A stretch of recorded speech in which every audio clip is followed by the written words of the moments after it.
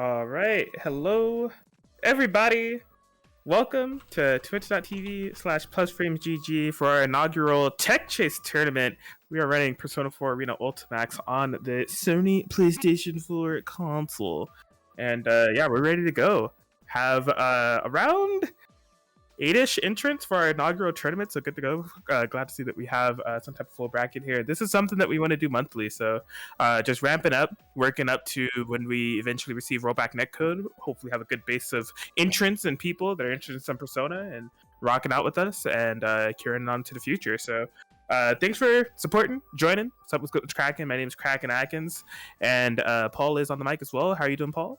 Doing good. I'll be mostly muted. It's quite loud here. I don't want to get distracted. But yeah, doing well. I'm excited to do some Persona 4 here at PlusFramesGG. But yeah, this lobby system is amazing. Yeah, we've been mostly running online tournaments for Melty, and as you all may know, Persona 4 Arena Ultimax is a pretty dated port. So since it's a pretty dated port, so there's some pretty dated systems here, but it's working out. I mean, Riser is the first person that we're having on stream, and they found the lobby, and FooManShu is also who we're having on stream, and they found the lobby. So I'm gonna go ahead and pass it up, and it looks like they're gonna be good to go.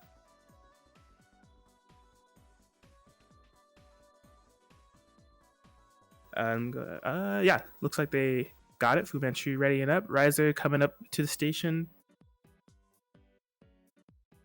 Yeah. Cool. All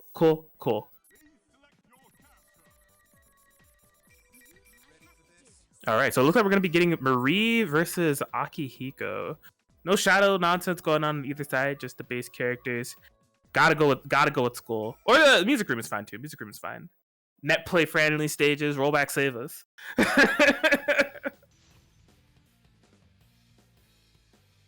So yeah, I'm loving it. Cool to see that these two characters are coming up. So like, I haven't been keeping too many tabs on some of the online tournaments that have been running for Persona 4 Arena Ultimax. So in terms of character diversity, I don't know what we have in store here, but Marie's a bit of a niche pick. I see Akihiko over here. I know OmniSScythe's in the bracket. I'm pretty sure they rock Toru Adachi. So here we go. First game, Riser versus FooManShu. All right. Oh, okay. So Riser opted for that burst early.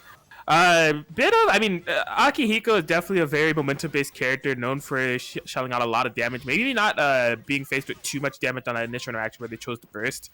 And we're kind of seeing the... Oh my gosh, tech forward. Unfortunately, was not expecting for that punch to make contact. And things are unfortunately getting worse and worse here for Riser. There it is. FooManShu is going to be able to take the first round. That burst is only about halfway to coming back. So if another one of those openings happens for FooManShu off the explosive Akihiko, Riser's going to have to hold a lot of that damage. Let's see what we got.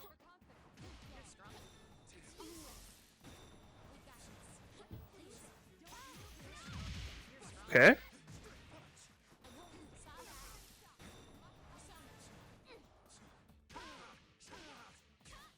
Lots of counter hits. Unfortunately, not a lot of conversions for Riser, but going to be able to get that all-out attack, capitalize, almost finding a knockdown in the corner, but still opted for the dive kick.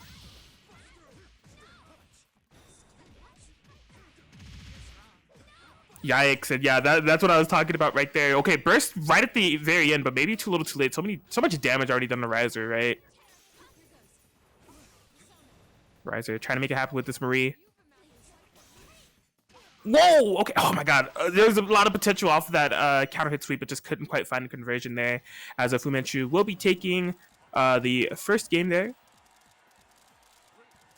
Yeah, it just feels like Riser has had a hard time kind of getting their feet set within the matchup. I mean, the early burst was burst. Persona's a funny game. Like burst timings in this game, or like when you opt to burst or what you opt to burst, has a lot of influence on the latter parts of the game, because damage is pretty high in this game. And I mean, like, we're also talking about a character like Akihiko. So because Riser opted to basically burst off of the first hit to ever make contact with them, it put a lot of pressure on them to basically really figure out what was going on in the neutral game first, to make sure that they're not in situations where they have to hold Akihiko damage without a answer. But that ended up being the case. FooManShu was just constantly able to get in, find those Akihiko hits, and then by the time that Riser got that burst back, we saw all the damage that had already been done. They were in Awakening, but just basically a sneeze would have been able to put them out with the amount of health that's on their life bar. So good stuff for FooManShu. FooManShu actually forcing the character swap here. Riser's going to be going over to Toru Adachi.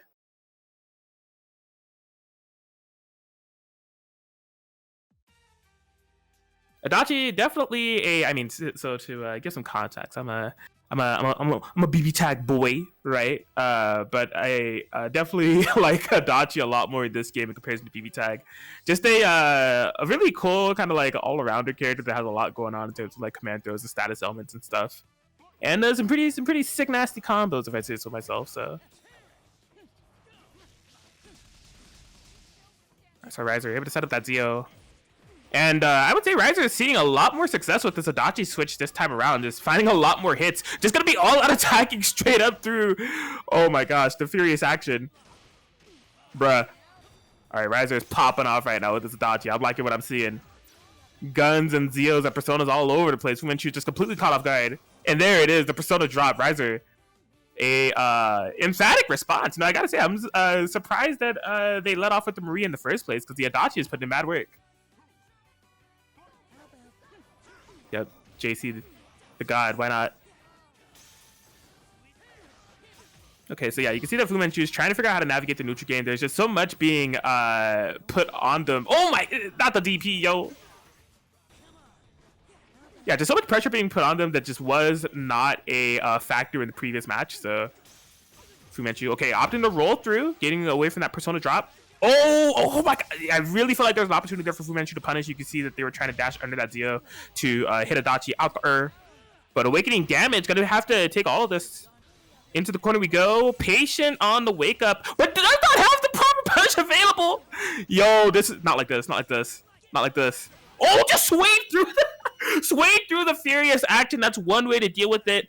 I'm not blocking the overhead into the low. I'm just gonna simply sway through it. Get out of here. FooManShu, one round away from being able to take this set. But again, that Riser momentum off this Adachi switch has definitely been a pretty big switch up to the matchup. So I'm anxious to see how this ends up going. FooManShu trying to take the fight to Riser immediately. Riser saying, nah, bruh, no way. That is an illegal tactic right there. Mid all-out attack reset there. Okay, FooMan.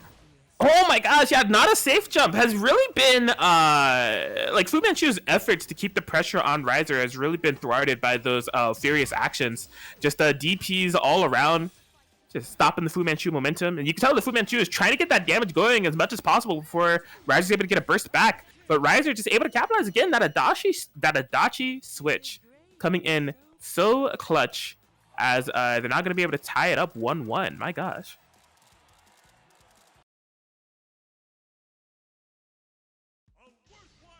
Yeah, I mean, I think just between the screen control aspect of the matchups between Riser's Adachi and Riser's Marie is really just what kind of put FooManShu in their place. Like the first game that we saw between Akihiko and Marie, I mean, FooManShu was just navigating everything so perfectly, getting in there and getting things done. So, yeah, now that Riser is on that Adachi, and just doing the Persona drops, doing the Zias, having access to 5C, JC, all those beautiful long-range buttons, it's just kind of putting a little bit of a unforeseen stop sign there for FooManShu. But I believe Akihiko definitely has the tools and the toolkit to get things done. I think what's really going to be the big difference maker for FooManShu is off those interactions where they're getting openings and trying to keep the offense going. If they're able to find a punish for that, for some of the commitments that Riser's doing on defense, as far as like the all-out attacks and the supers, if they're able to block those and punish accordingly with some of that big dammy whammy that Akihiko's able to dish out, it's really going to be a difference maker in this matchup, because that's what's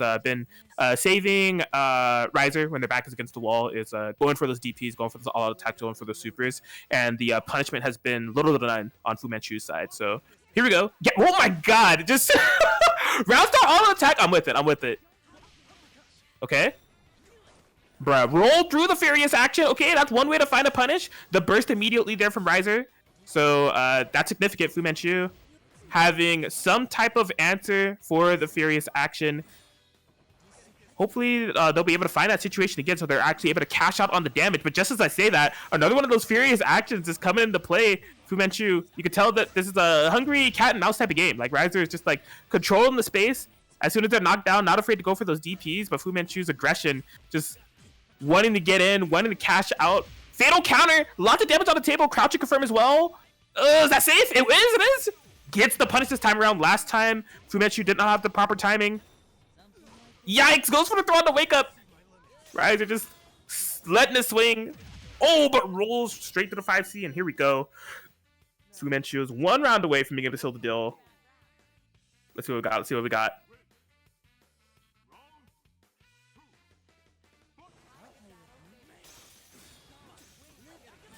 Okay. Dashes in. Okay, able to. Oh my god! Just did not have the proper confirmation off the double 2A. FooManShu. I'm telling you, this is the time to strike is now for FooManShu. Because like they've shown that they have the capabilities of dishing out some damage with Akihiko off that game 1 that we saw. Nice persona break. Okay, yeah, Riser is in a very, oh my gosh, an opportune situation here, I was going to say. By not having a burst available, not having any personas, but like they're making it work just between furious actions and all-out attacks. Riser has not only survived, but like maintained a life lead that's steadily growing. They're 1 more hit away, the 5C, and able to get the conversion. Riser bringing it down to the wire here. No burst available, but even when the cards are against them, literally no personas or anything, still able to make it happen. We are down to the final game, final round. What an explosive start to Tech Chase Online that we have going on here. Oh my god, did not roll to the persona drop. That was the constant action there from FooManShu in before. When that persona drop would happen, FooManShu would just roll straight through. Unfortunately, not having the presence of mind to do so. But the crouching confirm. In Awakening, there's going to be a good amount of damage here for FooManShu to try to mount a comeback. Rolls through the furious action. FooManShu learning, but does not cash out. That's really unfortunate. Did not cash out while they had the Awakening, and Riser wasn't on Awakening for the defense buff, so lost on quite a bit of damage that could have pretty much evened up the life bars. Oh my god, we're playing with a lot of fire here. Goes for the punish off the... Okay, great idea to 1 more cancel, but couldn't bait the burst. This is going all the way down to the wire. That's finally rolls through with the punch. FooManShu really giving me a ton of anxiety there in that last round, but was able to keep it together, cool, calm, and collected, and look at the 2-1 victory over Riser. Holy crap.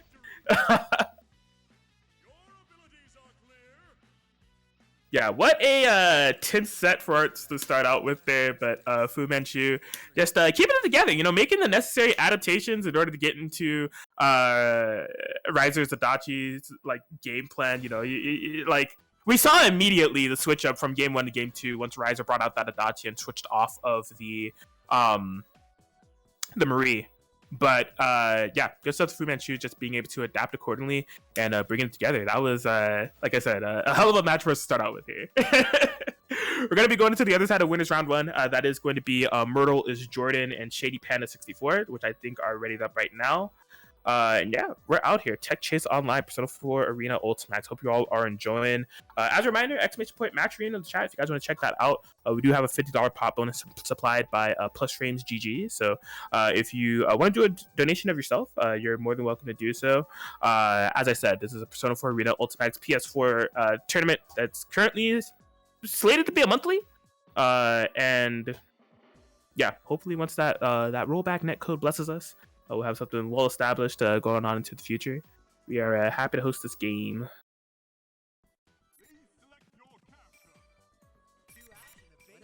So yeah, where are we going? So we have more Adachi. That is confirmed at least 3 Adachis in the bracket, but going to be facing off against Junpei Iori. Very interesting.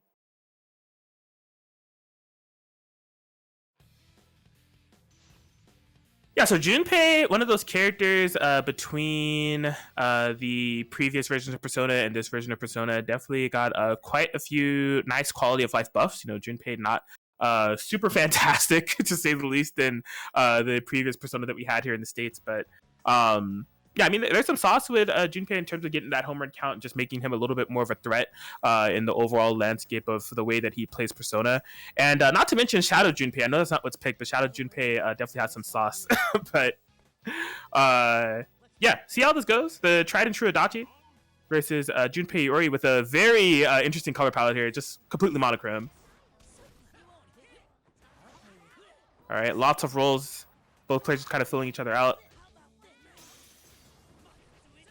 Okay, good navigation from ShadyPanda, just kind of escaping all of the pressure here. Starting out with an all-out attack. Oh, wow. Okay, tries to go for a little bit of like an air to ground. I think it was just off a drop combo, try to make Shift make something happen. Jordan gonna be forcing to burst out. Wow, I am surprised that that Junpei butt was able to be out the persona drop there from Adachi altogether.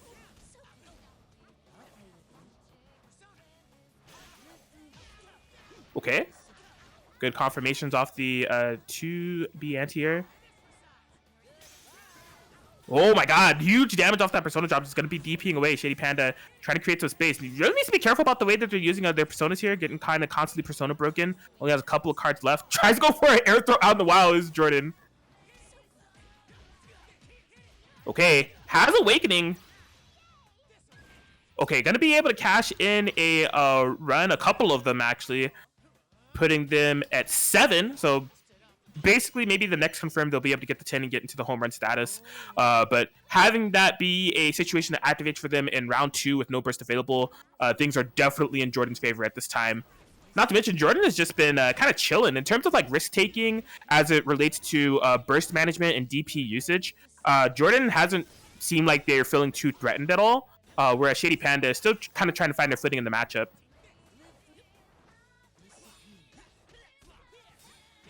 Oh my gosh, yeah, Jordan keeping the pressure going. ShadyPanda forced to burst yet again. And really needs to be careful about the persona drops that they're doing. Jordan has been very conscientious of blocking and just punishing with the 4A to get the persona card kind of annihilated there. So, oh, but this could be huge. Wasn't able to, oh yeah, a little bit of a awkward straight confirmed there for Junpei to try to get some damage off on. Oh my gosh, DPs through the all-out attack. Cancels into the Heat Riser, has the buff going. Oh my gosh, respect my A buttons, and there it is. Jordan gonna be able to take game 1 here.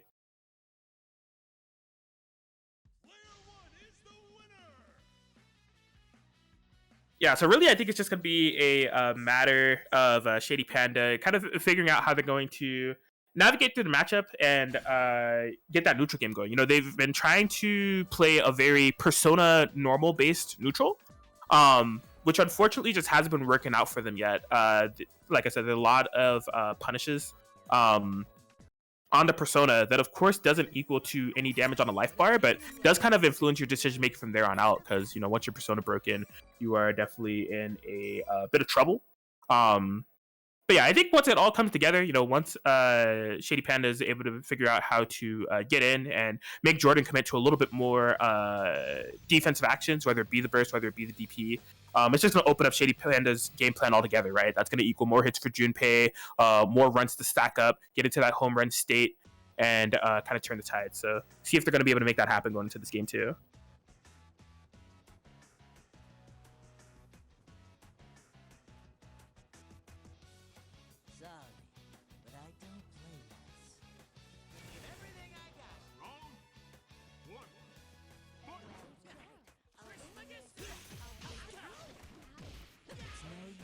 All right, as of right now, pushing into the corner. Oh my gosh, yo, gunshot. It's here, it's here. You gotta respect. You gotta salute.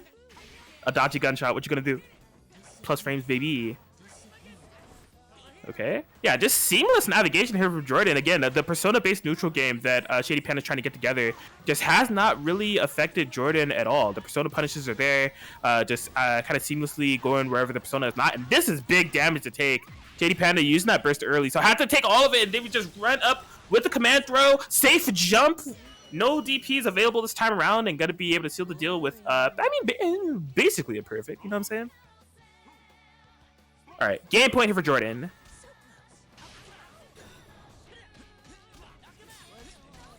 Gunshot, gunshot. What you gonna do? Oh man, yeah, this is I mean, we were talking about the situation from the previous game where ShadyPanda was going into the second round and they only had 7 runs and no burst available, and I thought that was a bleak scenario. This is even worse. I mean, they came into this round no burst and 0 runs on the marker, so I mean, it is Junpei essentially if they're able to get things started. Home run could still be imminent, but I mean, the thing to keep in mind, Jordan still has a burst available. So if comeback's starting them out, things are getting too crazy, they have that burst panic button that they can kind of pull to keep things from getting too crazy. The fear applied. Oh my gosh, beautiful confirmation here. The loops into the corner we go. I think that might kill. Yeah, that's gonna do it for sure. Jordan able to take it 2-0 over ShadyPanda. Move on in the winner's side. Fantastic stuff.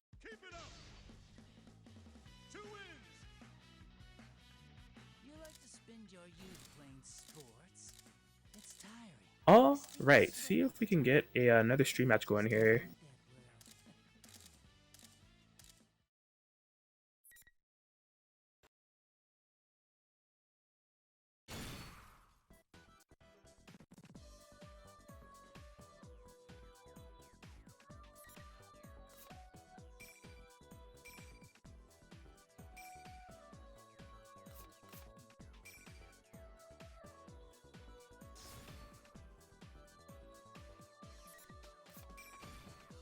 All right, so we're going to be hopping over to the other side of winners. We are going to be going for OmniSScythe and FooManShu. So FooManShu we saw earlier was on the Marie and then switched to the Adachi. We may have an Adachi mirror match on our hands if I'm not mistaken.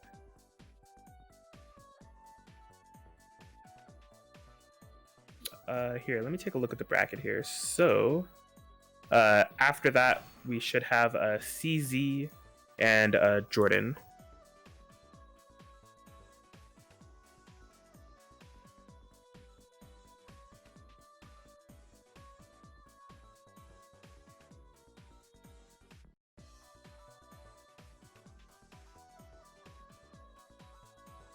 Oh, I think they need for me to move.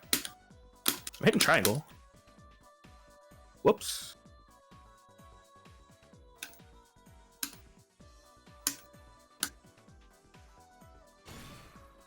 Okay, cool. Oh, auto pass. Got it.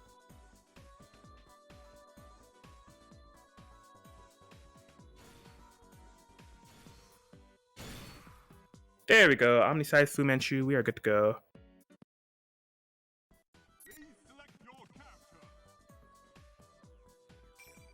Oh, wait, no, I'm mistaken. I'm stupid. FooManShu was on the Akihiko. That's right.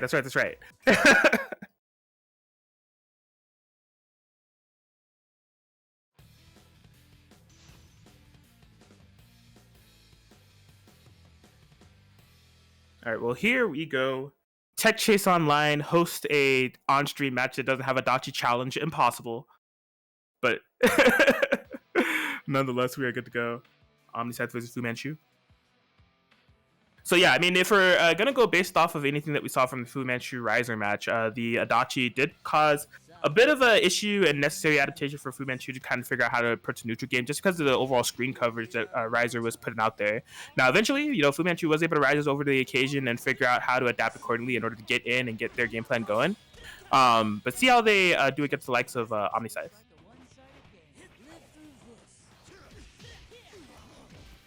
All right, getting caught by some A buttons. Oh my gosh, it's the Zio straight in the face. I think FooManShu was just completely caught off guard, not expecting that at all. Yeah, typically like with Zio, because of like the amount of startup, it being a persona-based move and everything, need to have some type of like setup or be a little bit further away to get it going. But that one was just really right in FooManShu's face and not ready for it. The safe jump and OmniSScythe got to be able to take game one or round one, excuse me.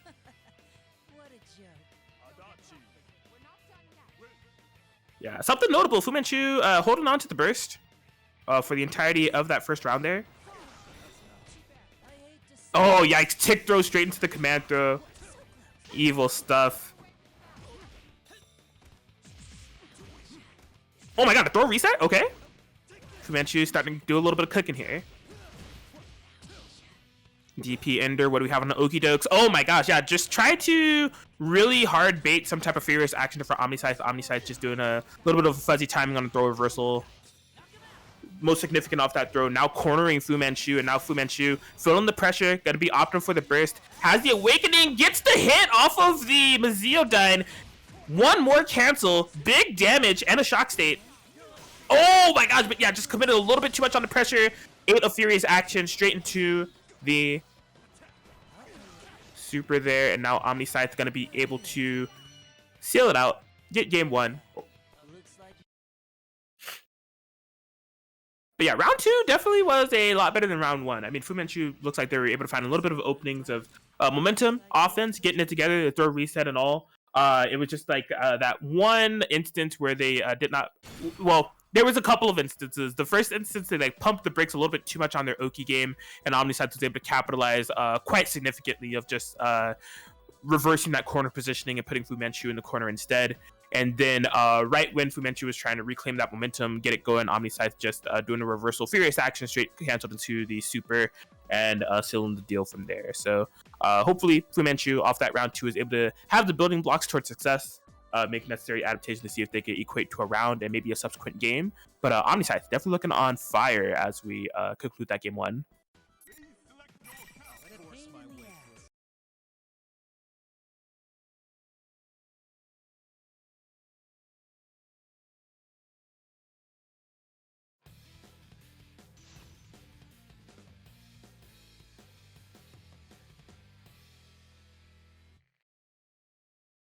So let's see. This is a fight to see who's going to be able to get into winner semis.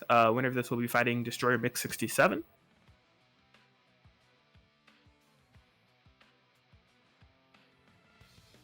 it okay if I finish this quick?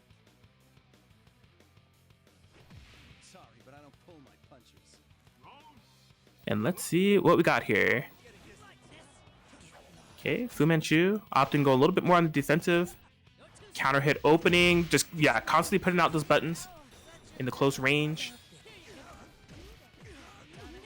Okay, but side swap conversion. OmniSScythe is going to be granted corner positioning here. The late JA straight into the command throw. Keep it FooManShu under deep pressure, but there it is. Just a furious action to get out of dodge. Able to beat the furious action from OmniSScythe. There's so much damage that was left on the table with that conversion. That's a very unfortunate drop there for FooManShu.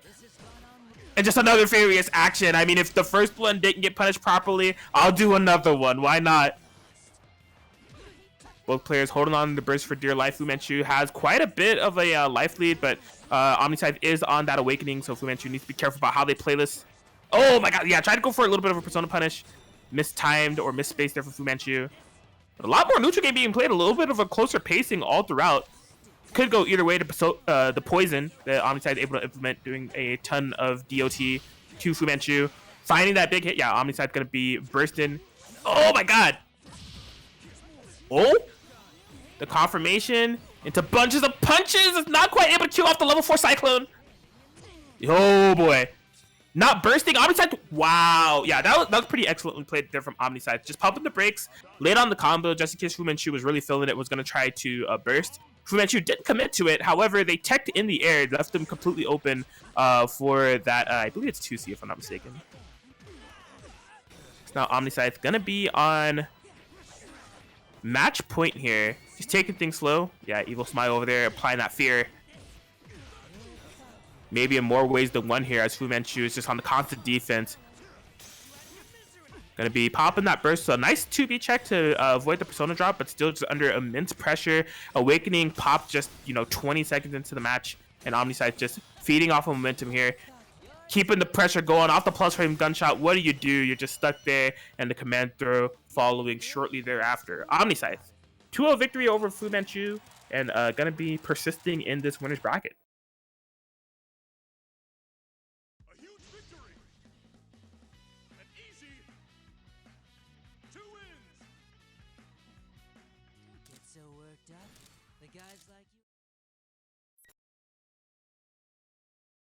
All right. So yeah, OmniSScythe will be playing Destroyer Mix 67 a little bit later on.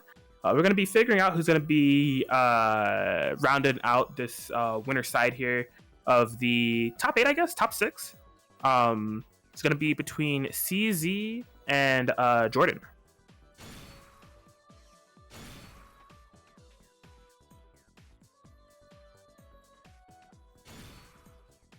So I'm guessing, so yeah, we saw Jordan up earlier. I'm guessing that CZ is KD Styles.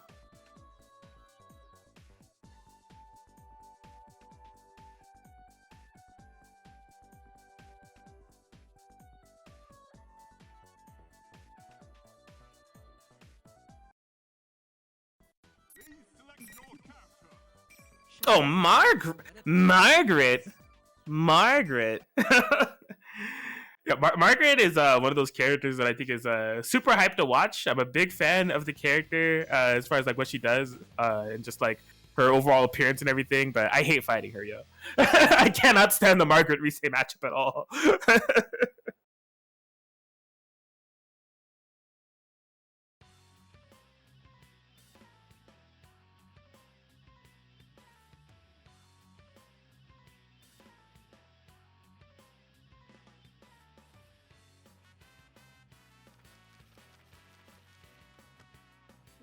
And once again, here at Tech Chase Online, we're proving it is absolutely impossible to have a stream match that doesn't have Adachi on it. All right, here we go.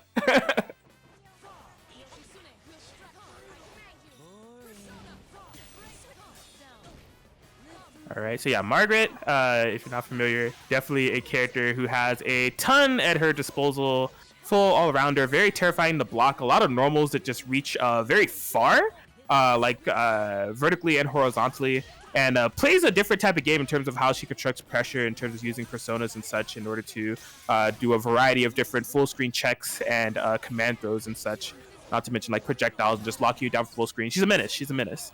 What enables this type of gameplay is the amount of persona cards that she has. You'll notice that it's quite a bit, so she can really kind of go crazier than most characters can in terms to pressuring with persona-based normals and specials and such. As you can see, confirming off of that, I believe it's 5C, as CZ putting on the work here against Jordan, going to be able to take round one.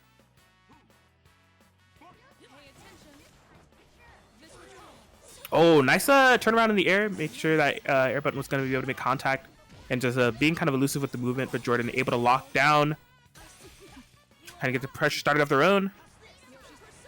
Son. Yeah, I knew that was going to be confirmed right off of the fatal counter. That is not the type of trade that you want to make. All right, dragged into the corner. Heat Riser, what do we got here? Yo, beautiful anti-air conversion. Yeah, we've seen Jordan. They got the loops. They got the loops, okay? Those Adachi combos are on deck. Oh, that was a big swing and a miss, but not the hugest punish there from CZ. Both players being quite conservative with the burst. I think CZ is just gonna let it go. Yeah, I mean, off of like a conversion like that, definitely not really many burst opportunities to go. Just play it out, going into that round 3. What do we got? So we're swinging. I mean, that's what Margaret be doing, man. I hate it. I like watching it. I like dealing with it. All right, what do we got? Hey, yo. Going swinging wild for that air throw.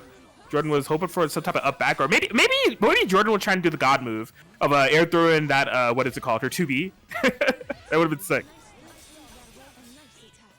Yikes! Yeah, a swing and a miss on that anti-air. There it is. That air throw came in handy. And maybe they did exactly what I foretold there, trying to air throw the 2B. Yo, gunshots, but we're just swinging. Oh my gosh. Okay, awakening activated for CZ. This is dangerous. No, this is absolutely dangerous. No bursting there from Jordan, just taking all of this, and that's exactly why I was saying that this is a dangerous situation for Jordan to be in. On that life total, with CZ sitting on that much meter in awakening, any fatal counter, anything, you just have to be so careful, and unfortunately Jordan had to eat all of that, and CZ able to completely turn the tables, flip the match on its head, and get that game won. What a turn of events.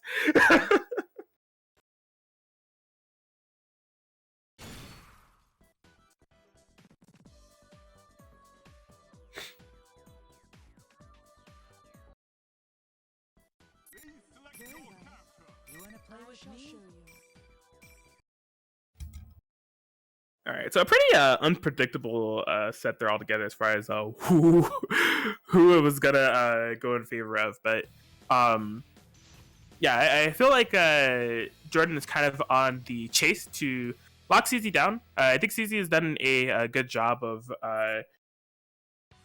defensively or in the neutral game, just kind of dictating the pace and not having to put themselves in too many situations where they have to commit. Because really kind of conservative on that burst, just using it when absolutely necessary, and also not having to commit too much to Margaret's pretty mediocre DP. So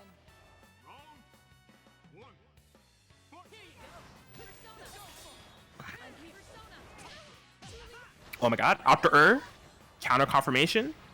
Gonna be holding these loops. Going for a little bit of a tech catch there. A tech chase, if you will. Bruh. Adachi pressure. Oh my god, opened up by mids. Couldn't be me, except all the time. Yo, this is 4K. Hello with the knockdown. Jordan picking it up and firing back with a perfect. All right.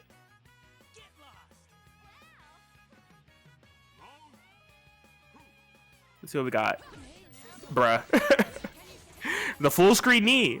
It's Margaret right there. Locked down. Oh, okay, yeah, trying to get a call out there. Jordan staying patient. Big damage. Yeah, Jordan holding all. I'm surprised. There were definitely some opportunities for burst there, but I guess Jordan was just like, you know, the situation that I ended up here in the corner here in the first place, I live the life I deserve. I'm just gonna hold it, and you know, if you just want to reverse perfect me, that's fine. That's fine. All right, I guess through holding that, Jordan has put themselves in a position where they cannot lose another round. Katie is 1 round away from taking this 2-0. Just schmooving through all this chaos that Margaret's putting on screen. Hasn't been able to get much mileage off of those gunshots quite yet. Katie has been finding the prime opportunities to either jump out or counter poke. Opened up low, no full confirmation. Jordan needs to be careful. Slowly but surely being pushed into this corner. You do not want to get opened up to throw. Where do you think you're rolling? But no confirmation. Hello? Yo, if nobody got me, I know my million personas got me. Margaret, can I get an amen? Okay, the loops. That burst was utilized, so we got to hold all of this. Heat riser. Maybe just a hit away from being able to take this JC. Putting in work and the run-up throw. Jordan firing back.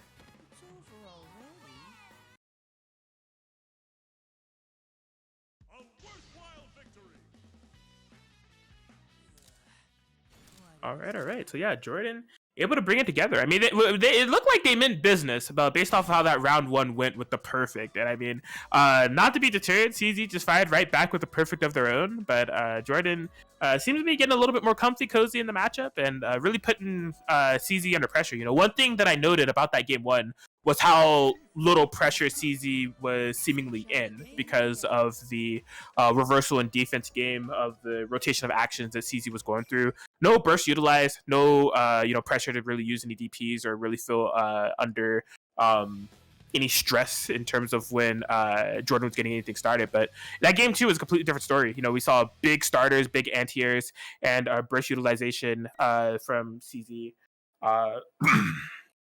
As that game was kind of progressing. So all building up into this game 3, Margaret versus Adachi. I mean, this has been a tournament of Adachi. It's going to make for a very hilarious top 8 graphic, but let's see how many of them are going to be lined up in a row. Will it be top 3 of Adachis here at Tech Chase? We have the Miyako curse at Heatwave. I don't know if we're starting an Adachi curse here for Tech Chase. Let's see what we got. Game 3.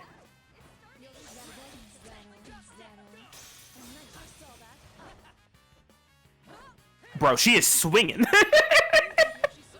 This freaking character. All right. Gets the pickup. Back into the corner we go. This is your home. Give me one of them knockdowns. Ew. Yo, I got hit. There's no way. No, you need to relax. Oh my god. Furious action out in the wild there. Gonna be, yeah, you can see CZ try to make this pretty much as burst safe as possible. And I mean, like, yeah, at that point, Jordan was just like, I live the life I deserve. I gotta hold this. Explosive punish and really a great momentum here for CZ going into this round 2. They're gonna be 1 round away from being able to take it. Persistent as winners. Yikes. Jordan pulling out all the tricks in the bag now.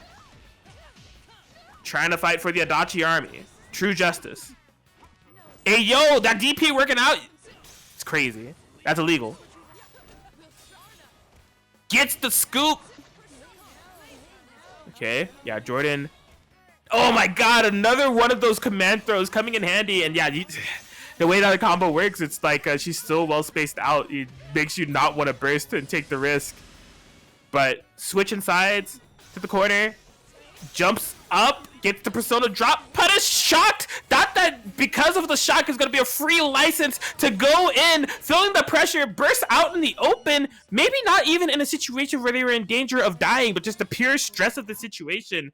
Gonna be allowing for a punish and a game and a set there for CZ as they move on in winners. Fantastic stuff. That was a great set. That was a great set. Kept me on the edge of my seat there, but Margaret putting the Adachi army on a hold, a brief hold.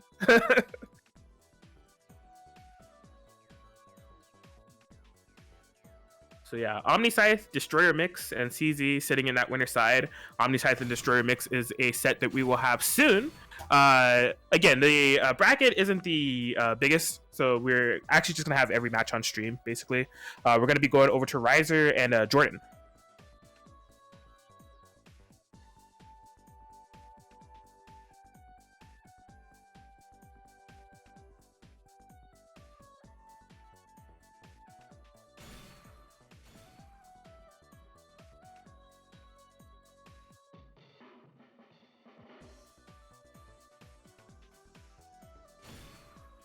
There we go. Cool, cool.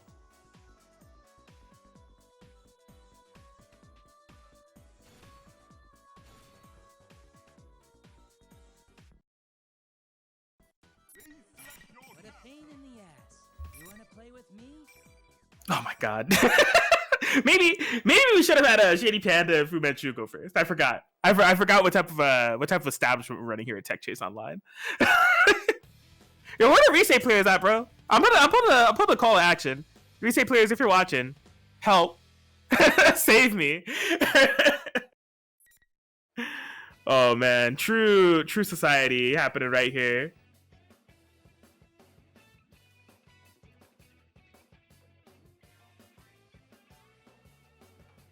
Do you want my attention that much? Okay, so this will be an Adachi army team kill. But I don't play nice. He's gonna be able to persist through that loser side.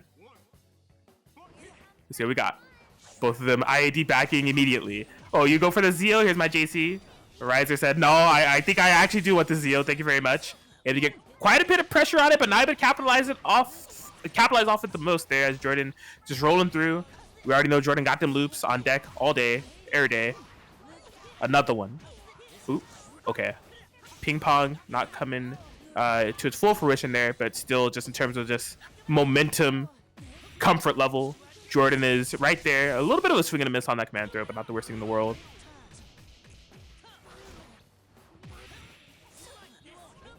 Okay, roll straight through. There it is. Jordan bringing it all together. What a joke.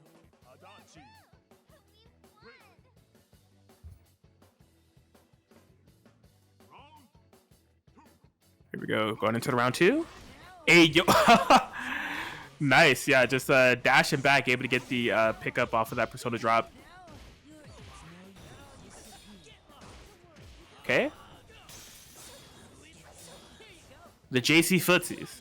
The Adachi Mirror Classic. Into the corner we go. Heat Riser buff. With the knockdown. Beautiful stuff.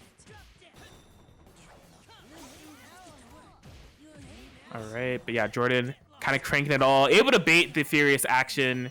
Not allowing for any burst to be utilized for a Riser off that punish.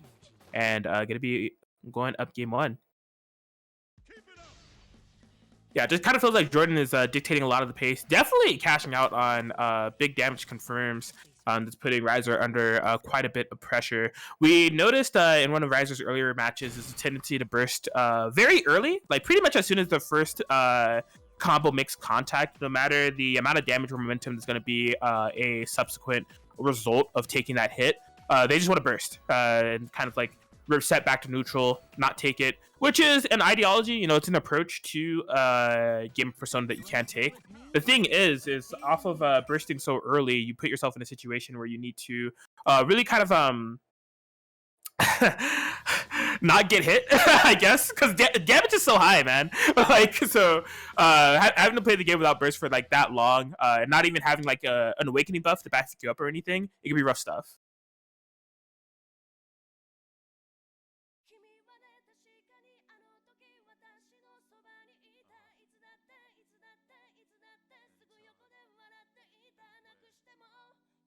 So yeah, let's see the culmination of true society here at Adachi Mirrors.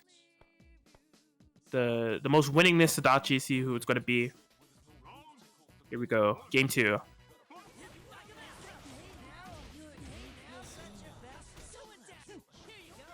All right, the JC footsies commencing yet again. All right, all out attack from pretty decently spaced away. Good stuff there from Riser. Guaranteeing a knockdown and putting Jordan under some pressure, which is definitely different from what we saw from the previous game. Heat Riser buff. Riser filling it right now. Tries to go for a tech catch there. I like it. Just maybe a little bit mistimed. Couldn't quite get the air out the hit. Bruh. That's the good news about all out attack. It has some guard points. The bad news about all out attack. It has some guard points. So. Yeah, really trying to go for that tech catch setup there with the 2C anti-air off the reset, but just hasn't been able to time it right. Oh, a burst bait, but couldn't get the punish. Did get the, oh my god, yeah. A lot of baits on commitments from the defense there from Riser. Able to get the burst bait and the furious action bait. No punish from Jordan, but I mean, in terms of just staying cool and keeping their momentum going, still able to find the hit that they need to be 1 round away from persistent in this bracket. Oh, that looked like a safe jump setup, but I mean, it looks like they still committed to a meaty anyways. Was able to get Furious attacked out. Mad hits. Where do you think you're going? This corner's your home. Okay. Dropping the loops, but really just having very good momentum. Jordan maybe just a hit away from being able to take this, but Riser trying to fight back. Fight back. Fight back. Oh. Oh my gosh, a swing and a miss. A persona drop to the skull, and Jordan off the cranium cracker. Gonna be moving through the loser side. And the Adachi army loses one of its soldiers.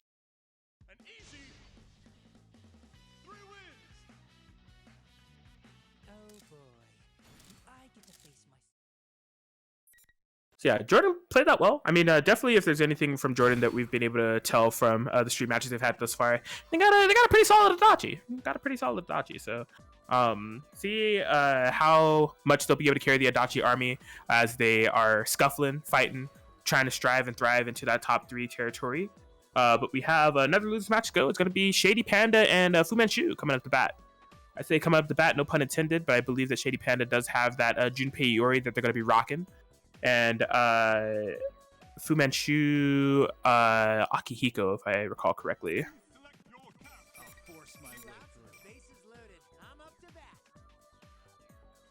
But yeah, ladies and gentlemen, this is Check Chase Online, our inaugural Persona 4 Arena Ultimax online tournament. As we said earlier, there is a match Reno for this, exclamation point match Reno in the chat. We have provided a $50 pot bonus going here. Looks like we have been brought up to $50.40. Shout outs for the G Fuel utilization of those codes. Yeah, there's like sponsor quests within the match Reno, so take a moment to do those by subscribing or following a whole bunch of the partners there. It just adds more free money to the pot. This is something that we do want to make a monthly series, so in terms of getting like free codes for 25-cent codes and things like that, we'll work on it. But for now, make sure to utilize those sponsor quests before the night ends. But here we go. ShadyPanda versus FooManShu. All right, so one thing that wasn't a aspect of the last stream matchup we saw for Panda was unfortunately the home run factor. Tried to get it going earlier when we saw them fighting Jordan, but just couldn't quite find the proper confirms or really control the match to get their game plan going. This seems to be a different story this time around. Bing! Home run?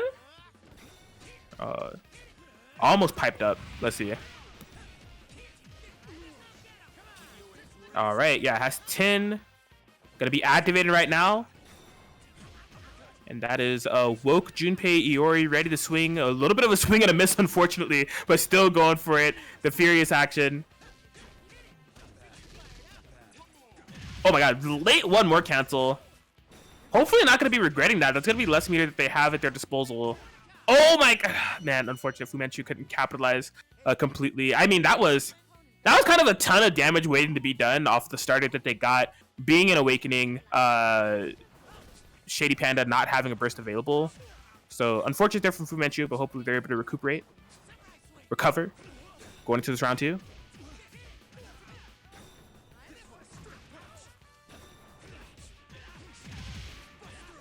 Body, liver, focus.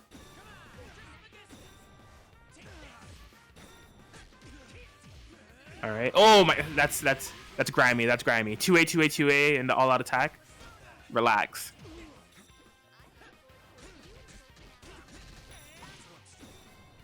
Okay. Guard cancels. ShadyPanda, you can tell that ShadyPanda is like, yo, I finally am turned up. I finally have my home run stance. I'm going to milk it for all that it's worth. I've been waiting for this all tournament. You can't rob me from this moment. Just like the way that they've been playing in terms of the DP usage, the actions that they're doing on offense. Like they've been waiting for this moment, the entire bracket, to be in the fully powered up stance over Junpei Yuri, and they were gonna, like I said, milk it for all that's worth. Fortunately for them, that ended up equating to a game, as they're gonna be going up game 1 over FooManShu.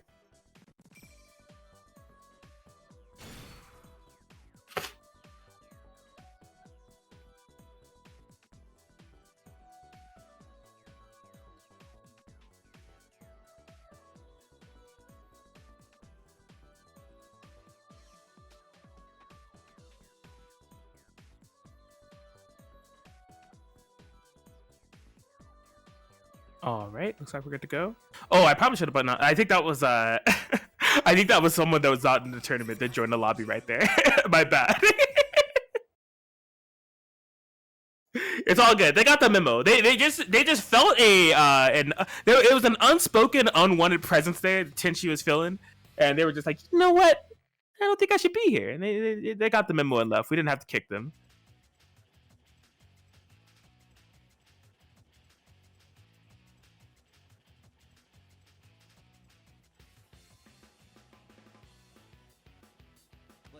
All right, let's see how this shapes out. ShadyPanda, exemplary game with that Junpei Yuri able to get turned up, but FooManShu. We've seen FooManShu make necessary adaptations in the past to equate into games and dubs, but see how they navigate around this ShadyPanda Junpei Unleashed. All right, the bats are hitting, the bases are loaded. The runs are coming together. ShadyPanda looking to turn up. Oh my man! Yeah, you it wasn't even a hit. It was like a drop combo into pressure for FooManShu to try to get things going. And ShadyPanda just immediately burst in, just saying, "No, it's my momentum, and I need it now. I'm so close to 10, dude." No! Oh my god! Yeah, block the furious action. Oh man, that was really unfortunate. FooManShu once again leaving a lot of damage on the table. We saw that from the previous game too. There was something unsafe that ShadyPanda had committed to. FooManShu got an opening in Awakening, more than 100 meter on deck. No burst that ShadyPanda was able to use. So all of that equates on paper to lots of damage, especially if you have Akihiko going there. But FooManShu just not able to capitalize off those situations. Just a straight up activation to have a full party time. Junpei Yuri. The slide pickup, clean hits. Oh man, now ShadyPanda trying to keep it all together. FooManShu forced to use that burst to try to escape from the corner, but this is just looking quite dangerous. The counter hit, out to hit. ShadyPanda. Oh no, not again. The 2 A's into the all-out attack. Cash into the super, and there it is. ShadyPanda 64 will be able to get the 2-0 victory over FooManShu and proceed in this loser's bracket. A huge victory. Player 2 wins.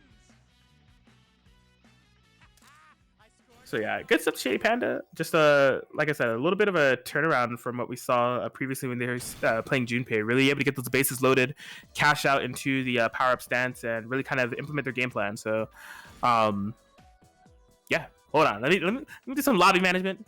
Realizeus? Maybe just through the power of aura, they'll know. All right, I don't think they're gonna know. I'm gonna have to kick them. Whoa, wait a minute. Not destroy me. Hold up. Okay, we did it. We're good.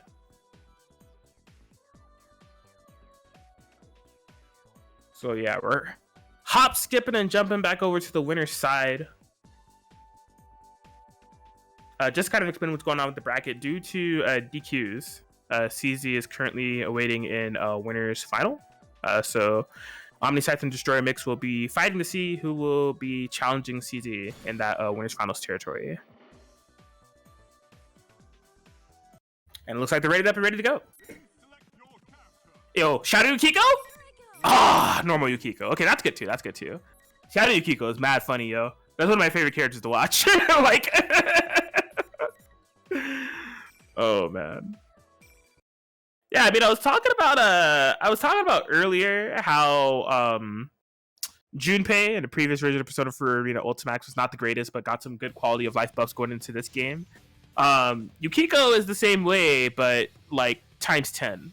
Like Yukiko in this version of Persona 4 Arena in comparison to previous versions, it's night and day.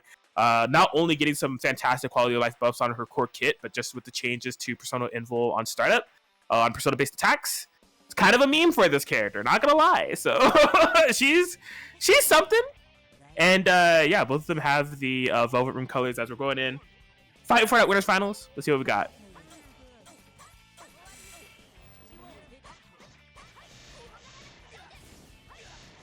All right, getting turned up.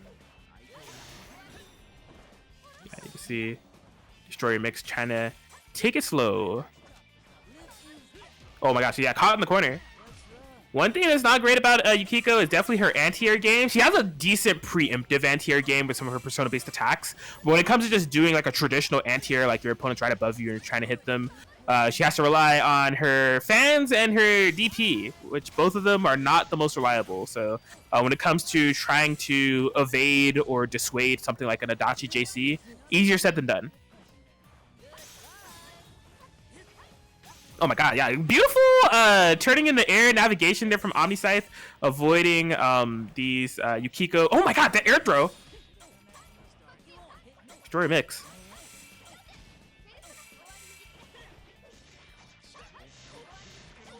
Bringing it all together, gets the knockdown. But OmniSScythe, just a boot to the face. And again, this is something like a, oh my god, yeah, the Awakening activating actually a little bit earlier. I thought it was going to be one more hit that would be putting her into Awakening. Got the shock state, limiting the options and mobility of Destroyer Mix, but committing to that DP and was able to cash it out successfully. And there it is. That was a pretty pivotal situation there. That was a very rocky situation for a Destroyer Mix to be in on the Okizeme of like being shocked. Adachi's right on top of you, and your defensive action that you have to commit to and put your faith in is Yukiko DP. But it worked out, created the space, and got rid of the pressure and the shock state that Destroyer Mix was under, and was able to equate into a game at the end of the day. Fantastic recognition of the situation.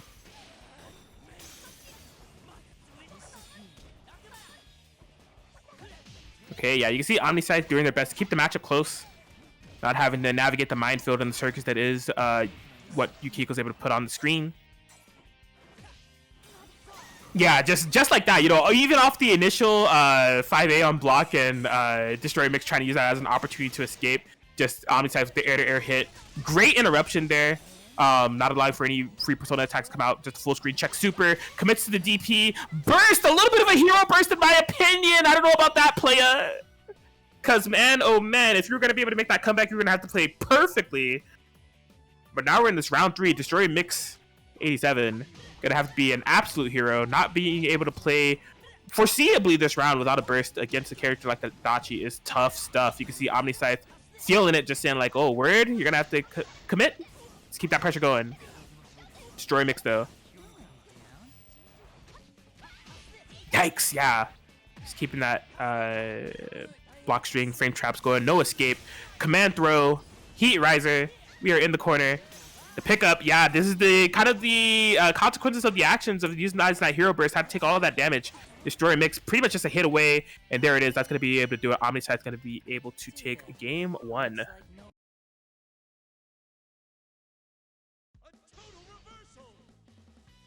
Yeah, I would say all things considered, in terms of like the flow of the matchup, both players were kind of matching each other's momentum pretty well in a way that it was hard to tell how the rest of the match was going to go. Like Destroyer Mix had a great approach to the neutral game, trying to keep OmniSScythe out and doing the best that they can, but OmniSScythe kind of mitigating those situations and navigating around the neutral and putting Destroyer Mix under as much pressure as possible. So I would say within like the first half of the match, they were kind of going back and forth, trading momentum and adaptations. I think that burst right at the end of round 2 that Destroyer Mix committed to, though, was the big kind of turning point of the matchup. Of it was just like, okay, that's definitely a...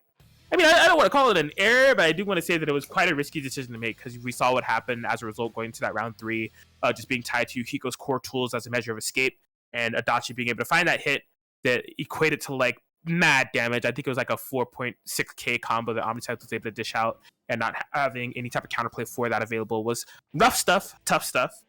But no, Destroyer Mix is showing that they're more than capable of hanging with OmniSScythe. I think just cleaning up some actions here and there could equate to a game. And giving OmniSScythe a run for the money. So let's see how this goes into game 2.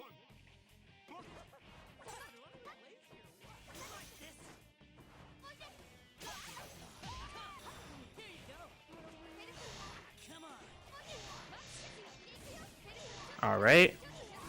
Another one of those confirms. The loops. 3K.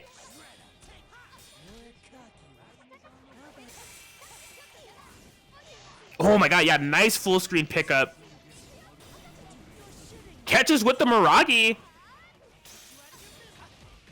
Oh, but yeah, just locked down off of the Persona drop. OmniSScythe trying to make it happen with the Awakening comeback. Oh my god, yeah, just being... I think, yeah, OmniSScythe is just doing a good job of going... Because Yukiko, the way that she has to play this, seemingly, is picking a part of the screen to cover where they think OmniSScythe is going to go, and dissuading the approach, right?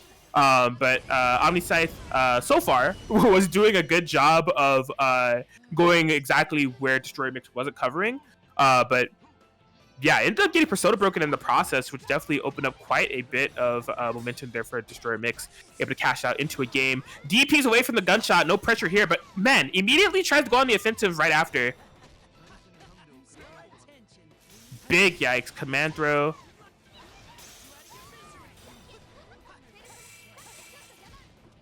Okay.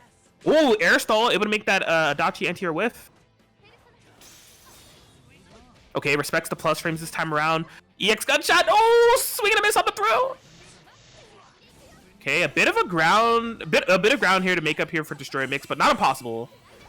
Especially with the Awakening, the pressure, the resources. I would say if even if Destroyer Mix isn't able to get a like a game here, if they're able to make OmniSScythe burst, you could count that as a dub in some type of way in terms of the macro game. But right now, they're able to get the super dragged into the corner. OmniSScythe actually in quite a bit of trouble. Like I said, this comeback is possible, but just like that, the reversal with the one more cancel, able to keep it safe. Calculated risk to take there from OmniSScythe as they're one round away from moving on into winner's final.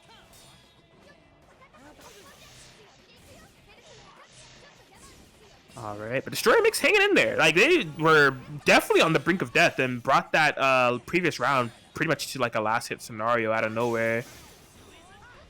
Rolls through.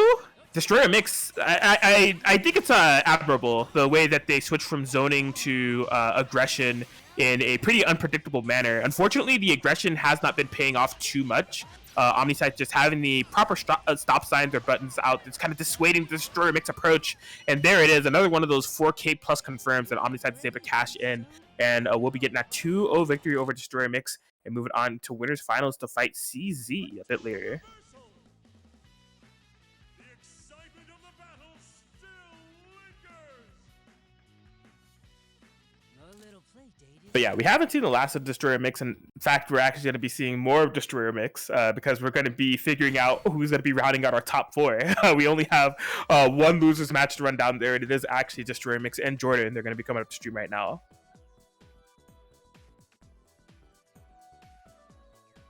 So see if Destroyer Mix is going to be able to save us from the land of Adachi. Because Jordan is one of those Adachi army soldiers that are in the mix right now, trying to fight for 2 Adachis in top 4. And yeah, see if the Destroyer Mix is going to be able to... Oh, yeah! Yo, you pick Shadow? That's That's the homie right there. Picking the Shadow Yukiko, that's what I like to see. This character's an absolute meme, bro. I love watching Shadow Yukiko. Let's go.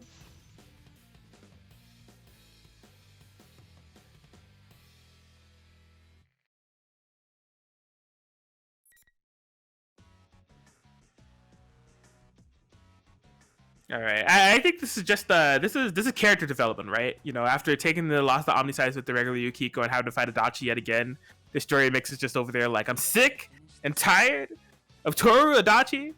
Time to unleash my final form, face my true self. I'm unleashed. I'm ready to go. I'm turned up. Y'all made me do this. Because this character is a monster, man. Here we go. And a start like this is fantastic momentum for Destroyer Mix to have. Really making it hard for Jordan to get in there. And I just finished complimenting Destroyer Mix's ability to switch between the offense and the defense. One thing about the Shadow Yukiko, if they are gonna go with that pacing of like defense zoning until they have the proper like meter for whatever they want to do in Shadow Frenzy, and then going on that offense and they're successful, I think that's the name of the game here for Destroyer Mix moving forward. The shock state commits to that DP. What did not make contact, but was not punished. This is actually pretty tense. Yo, you cannot get hit, my man. You cannot get hit. You got hit. I'm committed to the burst early. Able to escape any type of damage there that I think could have led to a kill, but a burst bait. Fantastic recognition of conscientiousness there from Jordan to punish the burst there from Destroyer Mix. A pretty tense final 15 seconds of that match there. Like with Jordan or with Destroyer Mix having that much meter, the Shadow Frenzy available. I'm pretty sure it was a next hit kill scenario. I feel like so. Yikes! Just caught off of the sweep, and yeah, used that burst early previously, so not being able to escape from this damage. You don't even get awakening buff as a shadow character. This is rough. Commit to the DP, able to make it work. All right, the burst is coming back. Destroyer Mix may have access to party time here very, very soon. Oh no, wasn't able to catch the roll, but has that burst, utilized it right when necessary. Destroyer Mix trying to make this happen. The zoning, oh boy, yeah, just I guess on a move like that, the trajectory that you can cover with the fan, you could choose to either try to hit Adachi, or you could choose to hit the Persona on the Persona drop to get some type of punish, whether you're going to be breaking the Persona or actually hitting Adachi. Unfortunately, the angle in which they threw that fan ended up achieving neither. So it's just a flat-out punish on the whiffed fan, and game going over to Jordan.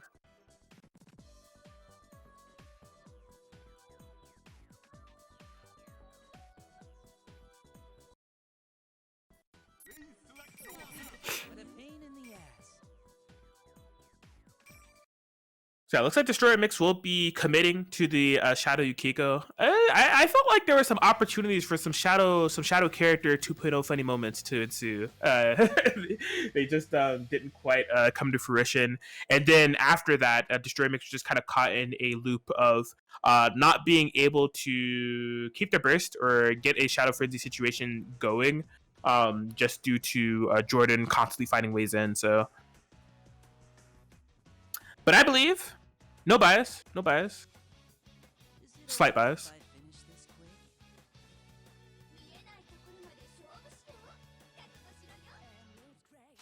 All right, here we go. Yo, round start roll. Respect. Salute. Getting another one of those pickups. We've seen this loop. What are we doing? Yo, fire break. Level 2. Yeah, when she gets those fire levels going and cracking, you gotta be pretty careful, especially on the shadow version of this character. The meter is building. I don't know. We might be hitting meme territory. Are we gonna get more fire break levels after this? No, just goes for the Miragi, gets the catch. Okay, Miragi dying. Come here. Oh my god, another one of those Agi catches, but not able to cash it into a kill. The life deficit is kind of huge. Destroyer Mix, yeah, just any hit. Even a fan can be able to do it. And this is significant. So since Destroyer Mix is on the Shadow Yukiko, still has that burst available. Shadow Frenzy could still be a factor. But yeah, this is almost deja vu in terms of how this match is going. Another one of those combos and loops that we've seen time and time again. Only a level 1 fire break this time around though. Destroyer Mix not being afraid to commit to that Yukiko DP despite the utility of it being not the best, but just really able. That's nah, bruh. That's sad. That's sad. That's sad. The DP was able to visually confirm that it was happening, but did not block the second hit going low. Oh my gosh. Destroyer Mix. That's rough. The subsequent momentum that Jordan was able to get off of that interaction. Then Adachi just points and laughs right after. Scumbag character, yo. Scumbag character.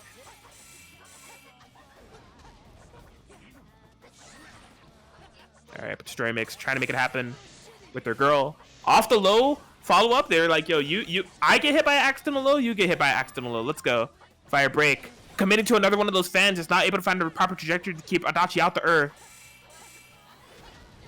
Yo, everything in the kitchen sink, my persona, my fire, my Agi, my Miragi, it's all going. Not able to make contact with that Adachi though in the corner. Tries to roll out. Nearly successful, but corners themselves back again. Just really, you can see Destroyer Mix is just trying to worm their way out of this corner if at all possible. Goes for the burst bait. Destroyer Mix holding on to the burst, possibly recognizing that the win condition could be Shadow Frenzy if they're able to find a proper hit. Roll through the furious action. The burst is going to be able to escape the power charge, but there it is. Cuts. Millions of them able to punish the attempted lockdown there from Destroyer Mix. Tense scenario on the latter parts of that game, but Jordan, Adachi army going strong, gonna be able to get the 2-0 victory and persist through this loser's bracket. Graced with a magnificent fight. How does it feel when I beat you? Are you pissed? So there it is. Jordan gonna be going up against ShadyPanda soon here. They're both in the lobby, so I guess we might as well just run this now.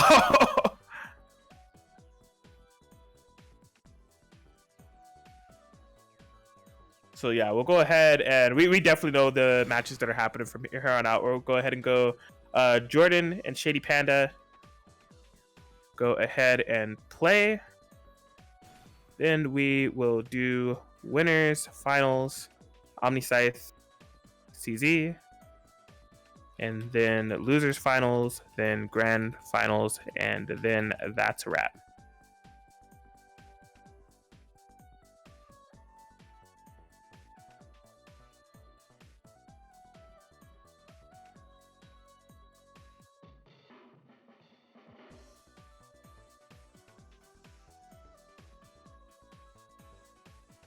So yeah, hopefully Jordan's good to go. I know as a result of just DQs and such, they're kind of being put to the gauntlet here. But yeah, just going to be having a top 3 qualifying match against ShadyPanda as we have the entirety of the top 4 rounded out. And yeah, we thank you all for kind of tuning in and supporting. Like I said, this is our first Persona 4 Arena Ultimax tournament. One of my favorite games, straight up. So I'm happy that we're in a position that we can run a tournament for it. And yeah, we just want to keep this going. Like, just basically build this foundation. We're waiting on rollback netcode. It's supposed to come in the summer. Who knows when that actually is? That could literally mean, like, let's see, the last month of summer. Let's see, there's March, April, May for spring, June, July, August. Yeah, I mean, rollback could literally drop on August 30th, but better late than never. And yeah, I'm excited to you know, have this game here, see the future of it, new faces, old faces, and shout outs to the Persona Fight Club. I know that like a lot of people that are in this bracket come from that server. Appreciate y'all. I've been there for a long amount of time now. When the parsec days, you know what I'm saying? So glad that you guys are showing out for the bracket that we're hosting here. Appreciate the love. Where's Jordan? Where did Jordan go?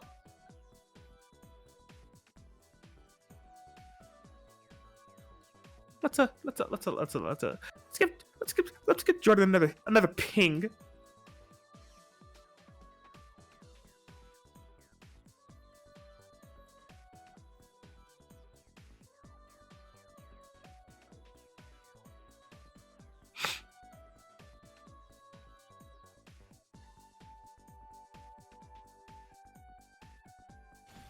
There we go. Okay, Jordan's here. Jordan's here.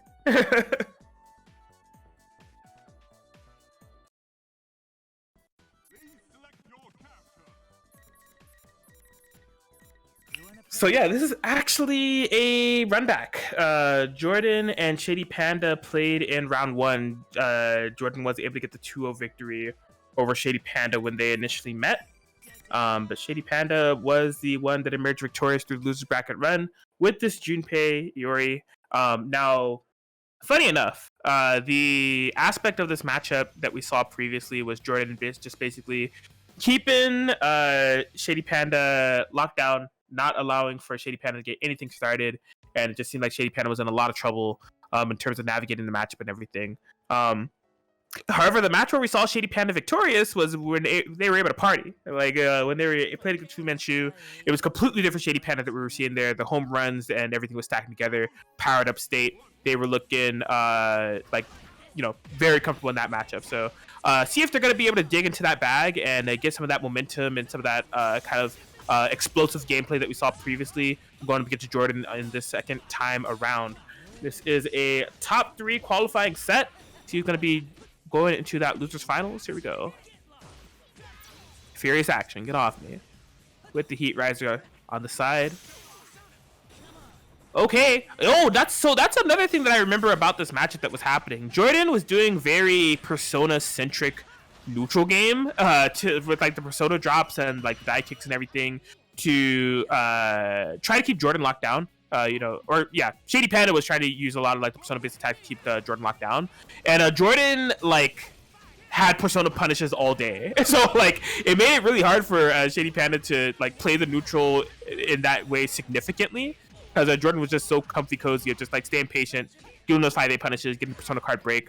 But man, as I'm saying that, you know, I was wondering if we were going to be able to see that ShadyPanda momentum coming right then and there off the corner interaction, get about half of Adachi's life bar going, and the momentum is, you know, stacking high. Jordan feeling the pressure, going to be utilizing that burst.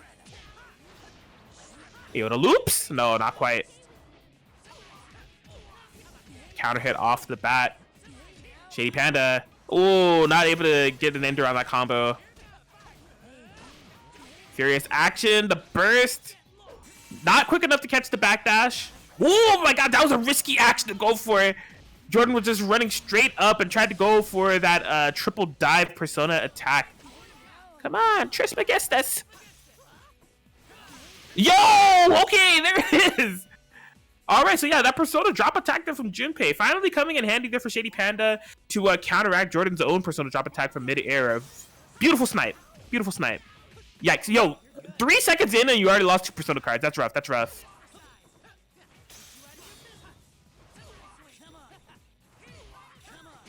Oh my god, the air footsie's going on right now. They are both taken to some skies. I don't know how Jordan has gotten that interaction. I think like 3 times in this match. As soon as ShadyPanda goes for the all-out attack, the Furious action is right then and there. It's not even on reaction. It's just like literally just. It's like. Do I just say that Jordan's mashing DP? Because like that's what's. As soon as there's a gap when ShadyPanda is on the aggressive, the DP is coming. Like. I don't know how to frame it any more beautifully than that. Oh my gosh, watch your dome. The slide, the overhead, the burst immediately there from Jordan. Tries to go for the air throw. Not able to catch it. Oh my god. Tired of blocking. Oh, but the burst. This is tight. Close scenario. What do we have? They keep like trading on the airport Persona hits. And they're oh my god, another Furious action. Jordan! Jordan! A bitter victory. They're unstoppable. Man, oh man. You like to spend your youth playing sports?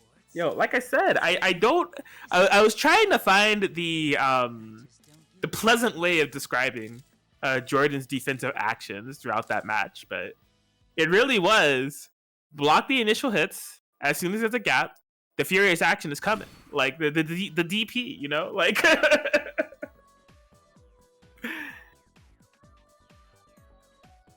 so yeah, see if that match. Okay, so there's one thing that we do have to say. That match was significantly, tremendously closer than the initial time that these two met. There were opportunities for ShadyPanda to win, in my opinion, in terms of just how they were constructing the pressure.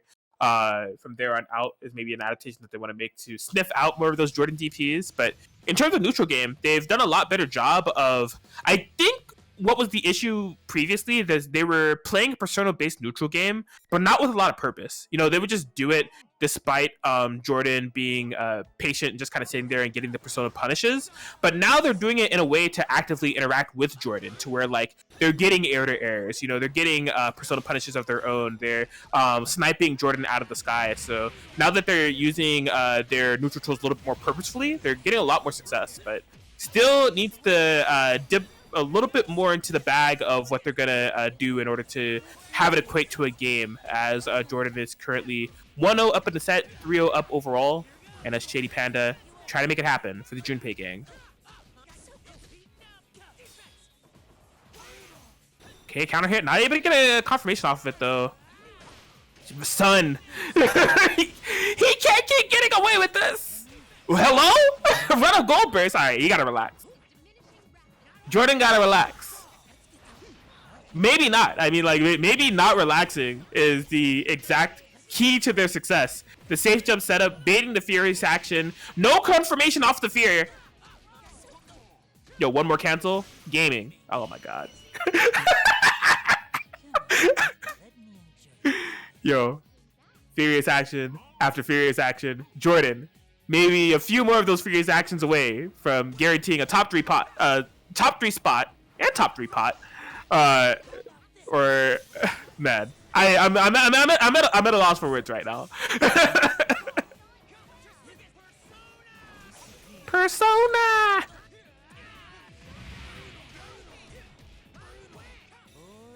Okay. Oh my, like it's just like the willingness of ShadyPanda to keep going for the all-out attacks, but like the also I'm just noticing that Jordan is constantly furious attacking them, but it's not on reaction, it's as a reversal. Oh man, I don't know, but ShadyPanda turned up. Ultra Instinct Junpei, not able to cash in a hit though. Burst immediately. Jordan recognizing the danger that's afoot. He's gonna do it. No!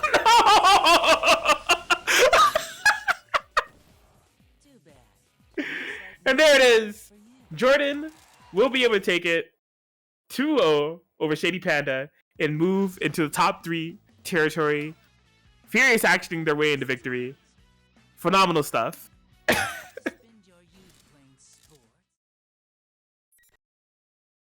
So yeah, a valiant effort there from ShadyPanda. Again, even though the score was still 2-0, ShadyPanda was at least able to, you know, showcase a few adaptations in the matchup and at least get Jordan to the point where they would be doing furious actions. Because I mean, the game won and ShadyPanda could not get anything started. You know, you want to talk about getting into a home run state or anything like that.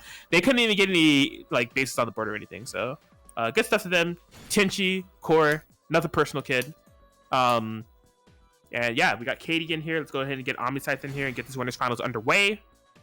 This will be a 1-to-3 set since this is winners finals. So she's going to be moving on into that grands.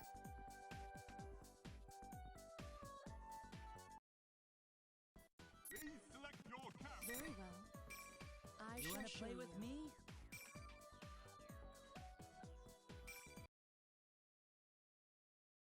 All right, so Adachi versus Margaret. If I recall correctly, I've been peeping chat here and there, and I think OmniSScythe was saying they're not too big of a fan of the Margaret. So see how this goes for them going up against the likes of CZ, who earlier on the stream match was popping off. That Margaret was looking mighty nice in the match that they had against Jordan. So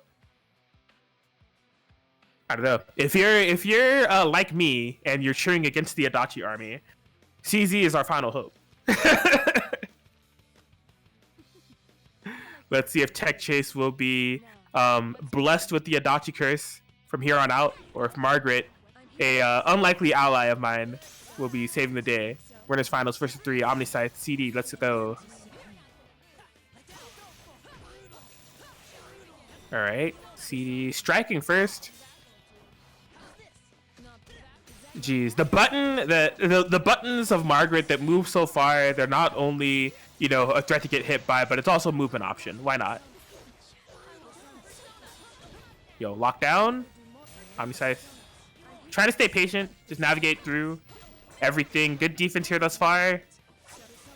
Oh my god, the counter hit out the air. I think OmniSScythe is going for a reverse hit JC. Gets the pickup. Bruh! I'd be upset. I'd be upset. That was your wake up option? I'd be completely upset. The wake up slide. Look at the payoff for it too. Hey, yo, okay, furious action. Taking a note out of the Jordan book. I like it. Mute and panic. Gets the scoop. Okay, OmniSScythe. Try to make it happen. You're shocked, but that does not mean I can't short hop. Bruh! That's an ultra suplex, all right. The DP command throw punish on the landing from there.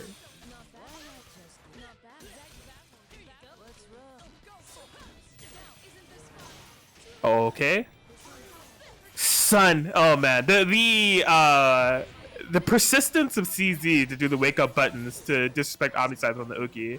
I mean, I guess it's a situation where there's no like guaranteed meaty where OmniSScythe can find. So, CZ not afraid to push the issue there and challenge. Why not? I mean, we're looking at the payoff here. It's leading to quite a bit of momentum and quite a bit of damage.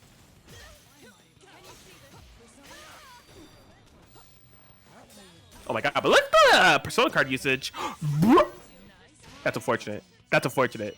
That's so unfortunate. Ultra suplex easy. We've been graced with a magnificent fight. That was quite a thrilling battle. Yeah, CZ going up game 1. We'll see how this kind of shapes our game 2 here. OmniSScythe, rightfully so, trying to keep the matchup a little bit in a closer range and not be having to navigate around Margaret's persona placements and things of that sort. But CZ just having a... honestly, I've been really impressed with CZ's air-to-air game. Like, they recognize OmniSScythe's kind of fishing for the JC or just overall air presence, their air approach to the matchup, and CZ has been time and time again being able to find those counter hits out the air and make it equate to big damage, so...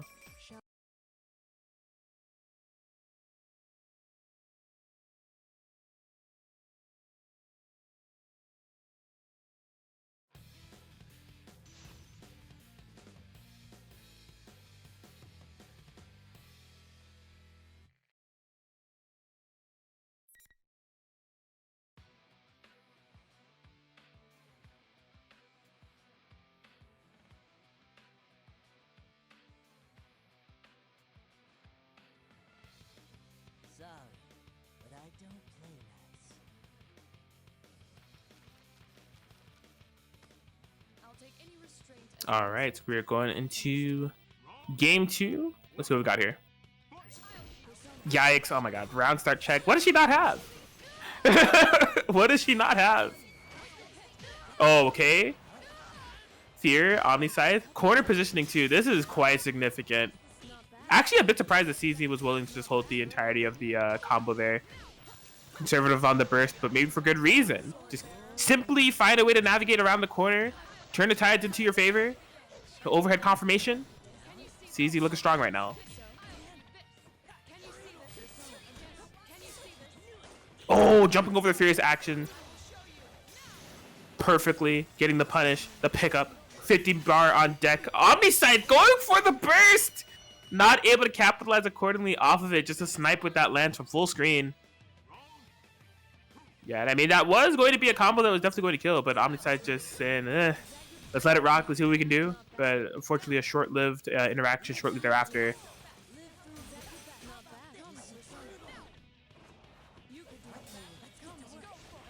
All right.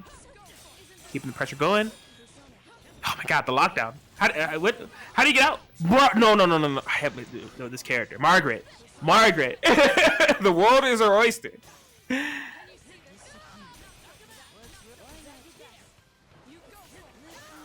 Okay, OmniSScythe. That's the thing. Despite the interactions that are going on, OmniSScythe I think is still keeping the matchup in the range that they want it at. Just not letting things kind of go to full screen.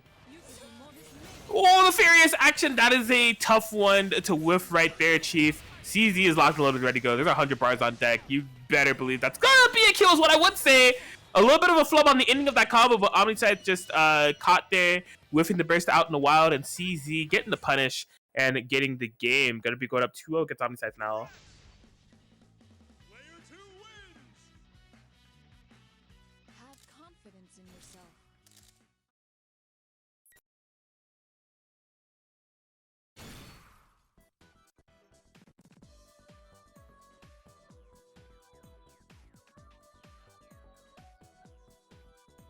All right, well, CZ giving OmniSScythe quite a bit of trouble off the persona displacements, off the air-to-airs, off the round start interactions, just off of everything.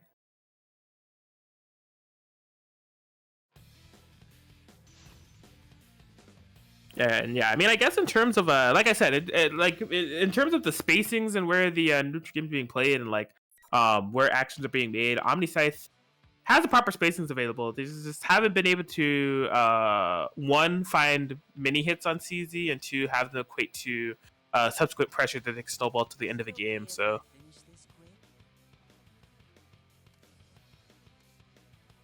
at the very least, what we saw from game one, the wake up buttons have been less of a factor that have been catching OmniSScythe off guard. It's been mostly just due to CZ's ability to find the gaps in order to IAD out of corners and roll through pressure and things of that sort. And these, oh my god, these furious actions from OmniSScythe are starting to add up just quite a bit.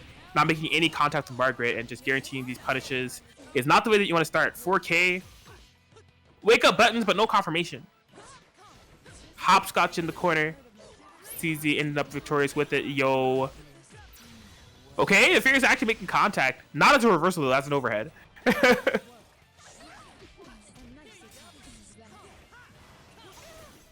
Nice. Okay. Off the persona displacement, able to get a hit, but not have it equate into quite a big combo. Poison implemented though, the DOT. Damage over time, but here we go. CZ granted that corner, all the meter in the world, trying to go crazy with the one more cancels. Not able to open up. No, nothing. Bruh. There it is, super confirmation. That was unfortunate for OmniSScythe. We saw them go for that earlier as well. I'm actually kind of curious about the interaction there. I'm not sure if it's like a bait, where like if the opponent like counterpokes or anything, it ends up scooping them up. But it just hasn't been paying off quite yet.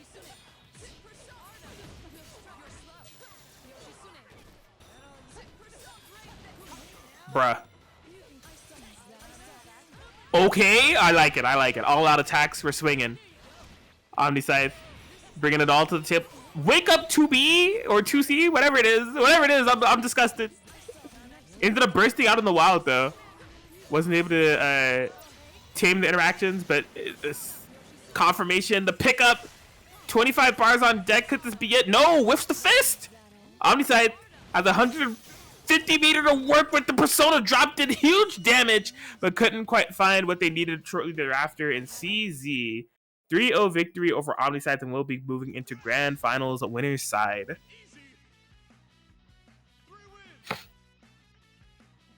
What lies beyond a promise? So yeah, tough bout there for OmniSScythe, just trying to figure out how to get around that Margaret, and CZ is playing so excellently in terms of just overall keeping the pace of the match going in their favor, and those eccentric wake up options going in their favor as well. So it has come down to this for the Adachi army.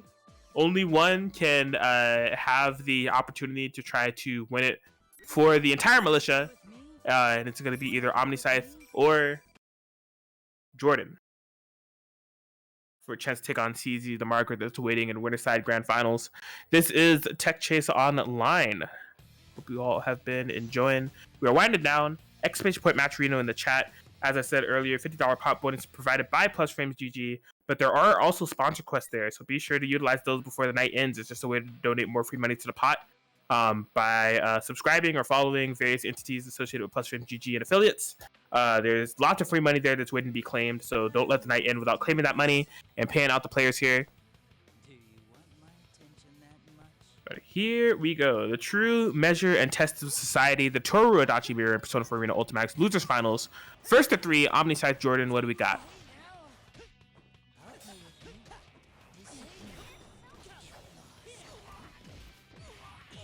All right, OmniSScythe keeping Jordan under quite a bit of pressure here. It's the JC footsie jousting game that we saw previously from the Adachi mirror. Furious action baited but not punished.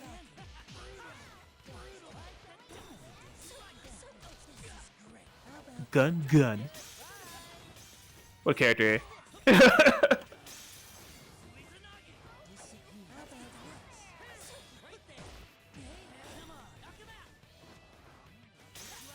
Okay.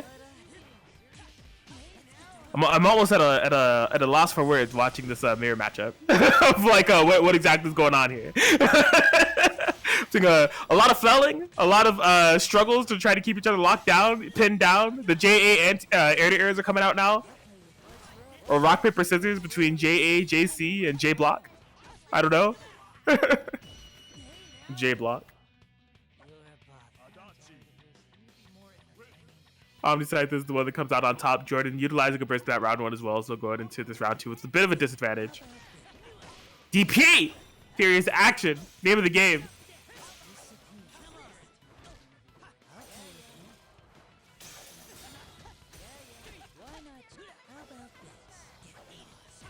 Ooh, okay, yeah, swing and miss on that attempted anti-air. Yeah, it's one thing about Adachi's anti-air. Has quite a bit of recovery, so it's definitely not the move that you want to whiff. Okay, nice turnaround mid-air off the JC conversion with the Heat Riser. Gonna be a ton of damage for OmniSScythe to cash in, especially with the Awakening going. Whoa! The whiff on the Persona straight into the command throw. Fear applied, but not safe enough off the gunshot to escape the reversal super there. And the Persona drop. OmniSScythe firing right back. Or Jordan, sorry, excuse me.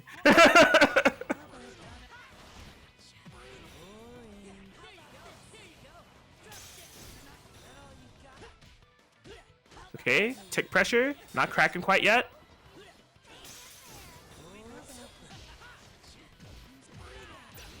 All right, drag this to the corner. Jordan with the Heat Riser buff. Try to go for the ping pong. A little bit too much paration dip on the chip.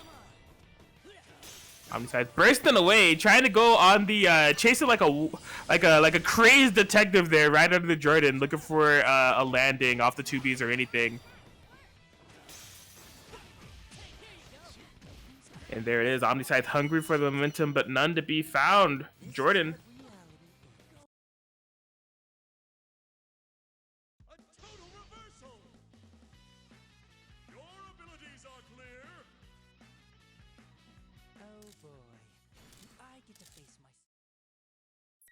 So yeah, Jordan keeping it together.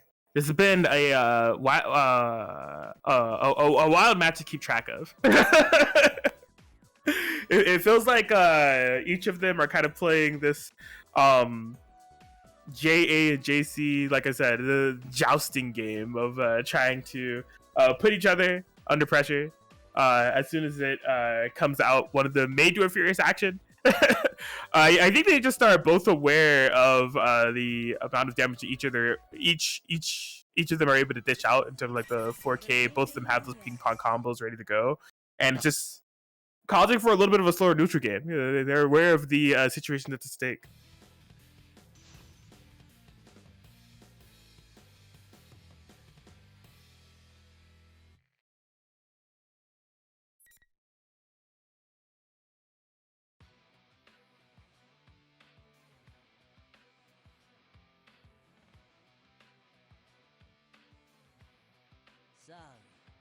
So yeah, let's see what we have going on this time around going into the game 2.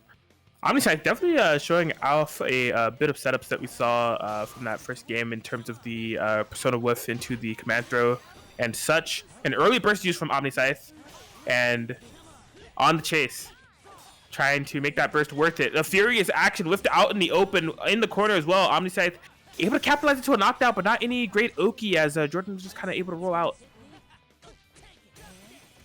No! Wow! Nice air throw.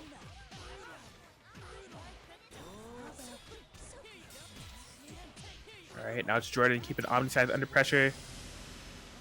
It's the Magatsu Mandala. Oh! Shock. Poison. Just have it all stack up. Look at how much damage this is equating to Jordan with the proper confirmations. In Awakening, having the meter, dumping it in a fantastic way, equating to a round. Oh boy! Out the we go. A little bit of a fake out with the stinky leg on top from the JA. Jordan. Okay, yeah, you keep frame trapping me with those gaps. The furious attack is coming out.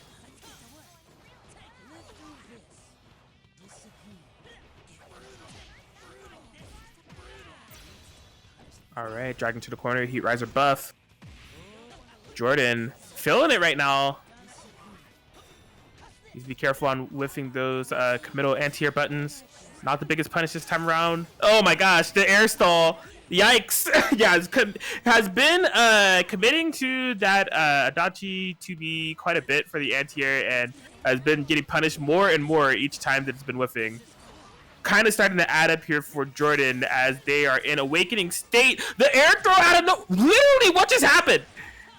Oh my god, the burst, but it doesn't make contact with Adachi. It only makes contact with the Persona.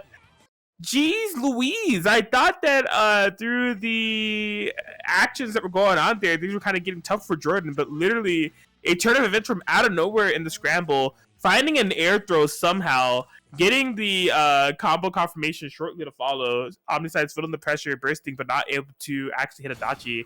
And Jordan was able to make it equate into an entire game. Jordan is up 2-0 now.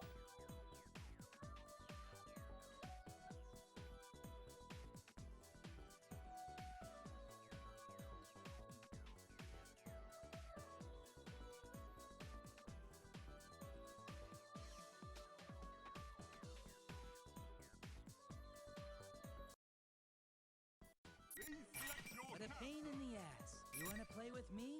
So let's see if Jordan is going to be able to seal this out.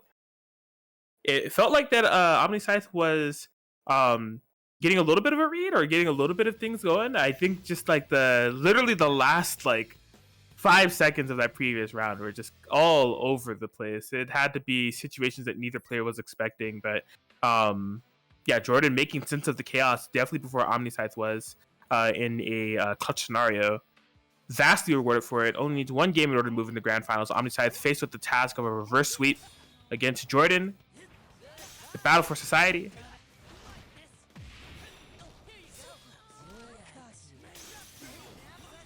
Yeah, that is one thing that I've noticed about Jordan's playstyle. They will go for those air throws from time to time. Like they're not afraid to put it out in the open and see what they're able to catch. Those hard reads. Oh my god, nice air unblockable kind of reset there. Not the biggest confirmation for it, but good momentum for OmniSScythe to keep together. Okay, catches the roll with the JA. OmniSScythe baits the furious action. A hero bracer from Jordan though. Maybe not done in vain. Okay, gets the pickup. There's like mad bar here for Jordan to work with. The air unblockable. So much meter. My god, that's gonna do it. Jordan, I don't know how they do it. Right when they're back against the wall, I called it a hero burst. Little did I know, that's Superman in the flesh right there. Jordan, one round away from being able to move into grand finals.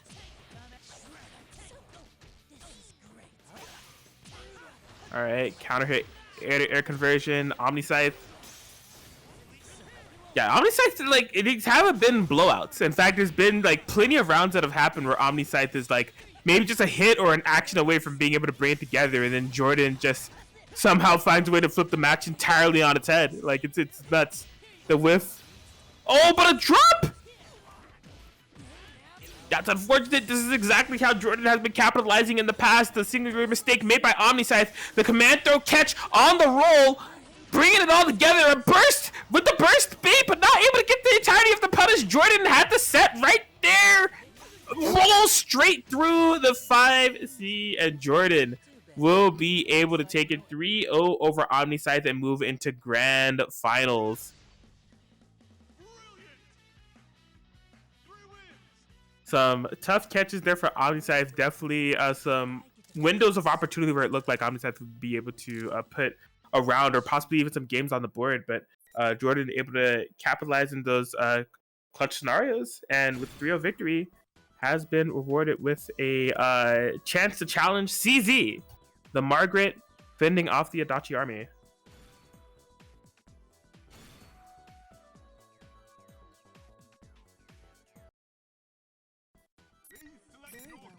So yes, let's see what we got. CZ looking very solid in this bracket thus far. This is going to be a run back from what we saw from winners quarters between CZ and Jordan. That was a pretty sweaty set. Like, it went like pretty down to the wire. I think Jordan even had the life lead going into like the final round that these two played, and then CZ just kind of busted out a pretty crazy, like near like 5K combo, if I'm not mistaken. That was kind of the finishing touches on that set. So Jordan, not foreign to the Margaret matchup, but not kind of unknown in terms of how to approach in order to have it equate to a dub for a game, but needs to figure out how to make it equate to a dub for a set. Has been kind of on a roll in the losers bracket run all the way up until this point. So let's see what they're able to do. Tech Chase Online Grand Finals, CZ on winner's side, Jordan, the Adachi rising from the ashes.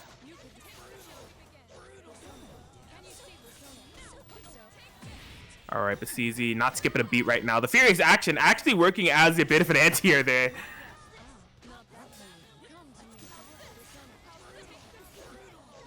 It's the pickup, knockdown, awakening. Oh, what are you hitting wake up buttons from full screen for? My persona is right there to capture you. Come into my loving arms.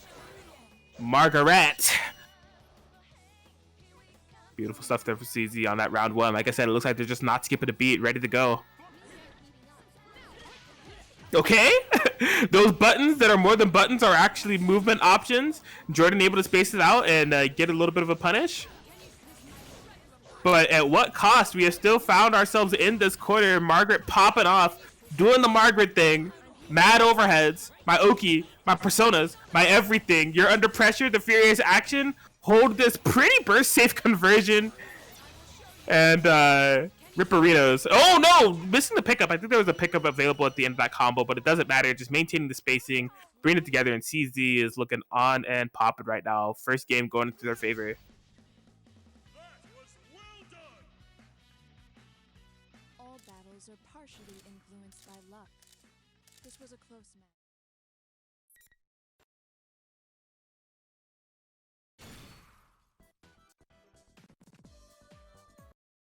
So yeah, see if Jordan's going to be able to dip into that brief momentum they were able to find when these two initially met.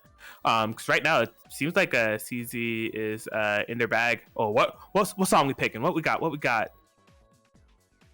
Oh, we are scrolling. What are we looking for here? Backside of the TV. Okay, okay. What's the Dancing All Night song? I think it's like the backside of the TV. I think it's like the Lotus remix or whatever it's called. That's a banger. That's a banger.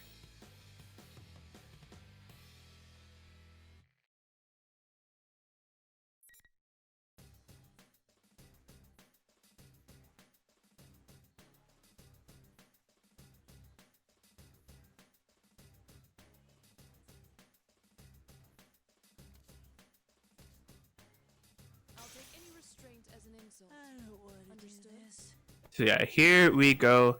Name of the game here for Jordan, in my opinion, man, just like try to escape that quarter from, or like try to avoid that quarter by all means possible. It's easier said than done with the corner conversion capability that CZ has been able to show, but that's where a lot of the party has been getting started for CZ. As soon as they're able to get that corner positioning, the quadruple overhead pressure into like the burn safe confirmations and all that stuff, it's overwhelming. It's rough stuff. So Jordan doing a good job this time around, keeping things a little bit mid-screen, keeping CZ on the defensive, committed to one of those Furious actions, finding nothing, and just an explosive round here for Jordan as a response. And the JC able to catch out the attempts to escape there from CZ. What a joke.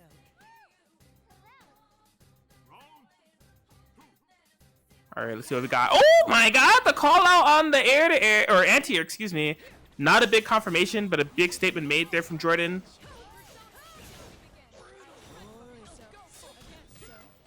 Bruh. There's so many things you gotta think about. Like, that's how something like that can hit, where she's just dashing up in your face, gets the throw.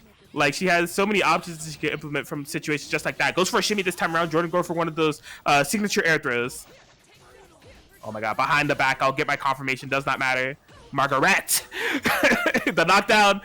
Yo, baited the furious action, but not ready for the whiff cancel straight to the Magatsu Mandala. The knockdown. Another one. Yo, Jordan round. Jordan round. There it. I don't. Yo, the explosive turnaround nature of Jordan catching me by surprise time and time again. They're back against the wall. The awakening is there. The meter, the resources are there, but it just feels like they are in a position where they'll be able to do it. And boy, oh boy, do they find a way to make it happen no matter what. Jordan, digging deep, finding a way to get it together. First round was very momentum heavy. In the second round, the comeback. A game on the board. We're tied up 1-1. You wanna play with me? Very well. I shall show you.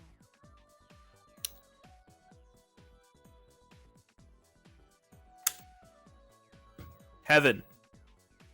Pick heaven. Dang, they just skip right past heaven. That's crazy. Tamaka's amazing commodities. But why? Alright, salute, salute.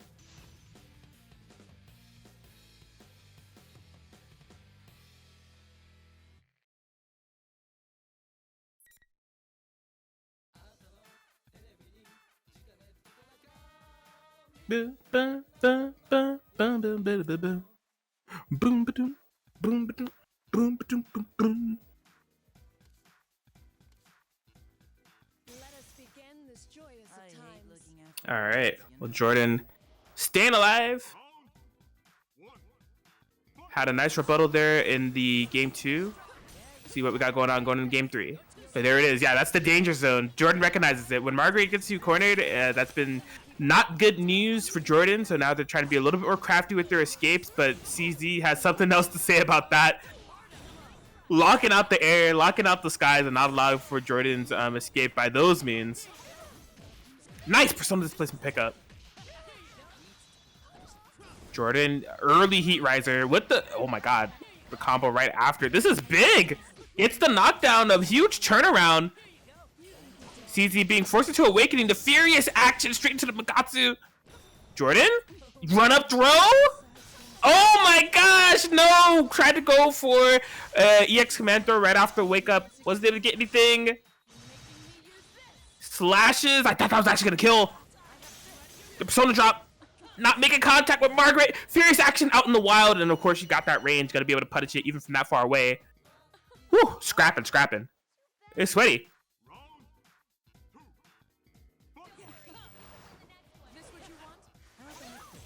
Oh, wow. Okay, big JC counter confirm. Forcing crouch as well, but a little bit too far to get exactly the confirmation they were looking for in that moment. How about this? Hey, yo, I thought Adachi was going to be in the back as well. I think that's exactly why that hit. CZ was blocking cross up. Okay, I imagine CZ is just going to hold this. Maybe not looking for the burst unless they're able to do some work with the awakening. But yeah, just scooped out the air. This is rough. The one more cancel. Does not matter. Heat riser. And there it is. Jordan having a fantastic rebuttal. Just give it. So CZ, due to the conscientiousness of the situation, holding on to that burst, they will have it going into this round 3. This is a pretty important game. CZ would be putting themselves at tournament point. Jordan putting themselves at reset point. Okay. Counter hit confirmation off the sweep into the dangerous turn. The dangerous situation here for Jordan. The corner. Not where you want to be. We're seeing why. These burst safe confirmations. Okie dokies all around. Catches the overhead, but the fierce action still coming out from Jordan. Trying to just maul their way out of this corner. You can see Jordan putting out every hitbox and everything imaginable to just brute force their way out of the corner. They're out. one way or another, but look at the price that they paid. It ended up being quite a bit of their life, as they're just one straight hit away from going out, and CZ finds exactly what they need, showing out. CZ up 2-1, one game away from being able to take Tech Chase Online here. If you wish to win, you must become strong. Yeah, and I feel like Jordan is starting to feel the pressure too of like when those early game interactions are equating to them ending up in the corner. They're just kind of like, no, get me out of here. I've been here too many times. I know what this leads to. I don't want to be under that defense. I gotta find a way out. And so like that's where the rolls are coming out, the jumps are coming out and everything. You're picking heaven? Let's go. Salute. Whoever did it, you got my respect.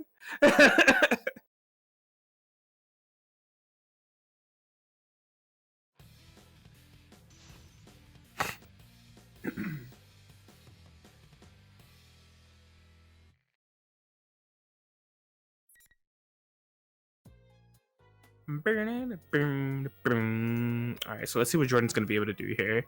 Jordan showing that they are capable of getting games off of CZ, capable of keeping in kind of like matching CZ's flow and everything, so long as the match stays more mid-screen focused rather than corner focused, right? Jordan just kind of looking for that opportunity to explode, and they've shown that they are quite an explosive player, especially off of those awakening comeback that we've been able to see them get time and time again. But if CZ is able to get that control playstyle going, and by control I mean into the corner you go, holding all my Oki, all my damage, this is where things get rough. Yeah, these setups that CZ has been implementing off the knockdowns, a lot of them have been hitting time and time again. I got overheads, I got lows, I got command throws, I got everything I need. Margaret! Okay. Bursting, but oh my god, off the burst, trying to immediately go on the aggression, just caught in a stop sign in terms of the personas that Margaret's able to implement. And just like that, a pretty emphatic start there from CZ. They're going to be one round away from taking Tech Chase Online. The big knee to the gut for the round start, the throw, slap to the face. She's just styling and profiling all over CZ. The throw, oh my god, the Oki is so tricky. CZ has been really cranking up the layers for these closing interactions, or what feels to be the closing interaction of Tech Chase Online here. Jordan fighting for their life. We've seen it before. Can they do it? Can the Madman, do they have another awakening comeback in them? The shock state is there. No Kai Kisuke. Oh my gosh. CZ. Okay, Jordan feeling the pressure. Gonna be bursting. This is just pure adrenaline that Jordan's gonna be working off of. They're able to make this happen with the one more burst. I don't know, there's 100 bars on deck. CZ should have this conversion. It's gonna be able to get it, and there it is, just like that. CZ with the Margaret able to fend off the Adachi army and will be the Tech Chase Online inaugural tournament champion that we have here for PS4. Congratulations there to CZ. Really putting in work and showing off stuff with Margaret. That was a fantastic display. And yeah, a solid set there from Jordan as well. Definitely kept their mind of the game. I felt like they were present minded that entire time. Just could not quite crack CZ. But yeah, fantastic stuff to everybody. You know, thank you all for supporting and joining the bracket that we have here for Tech Chase Online, the inaugural tournament that we were able to run. We greatly appreciate it. First thing that's worth putting out there. So I know there's a lot of people's first interactions with a PlusFramesGG tournament. Just given that this is the first Persona Online event that we run. Typically around here, we tend to do top 4 payout. So if you place within the top 4, we will be pinging you soon in order to join that match arena so we can get you all paid out here before the end of the night. So that is going to be ShadyPanda 64 that ended in 4th. Jordan, OmniSScythe who ended in 2nd. OmniSScythe who ended in 3rd. Jordan who ended in 2nd. And CZ who ended in 1st. So congratulations to you 4.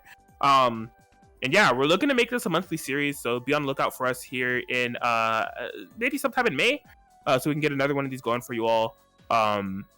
But yeah, Tech Chase Online. Really, really happy, as I said at the top of the stream, this is like one of my favorite games, Persona 4 Arena Ultimax, so happy that we were able to find room to get a tournament series going for you all.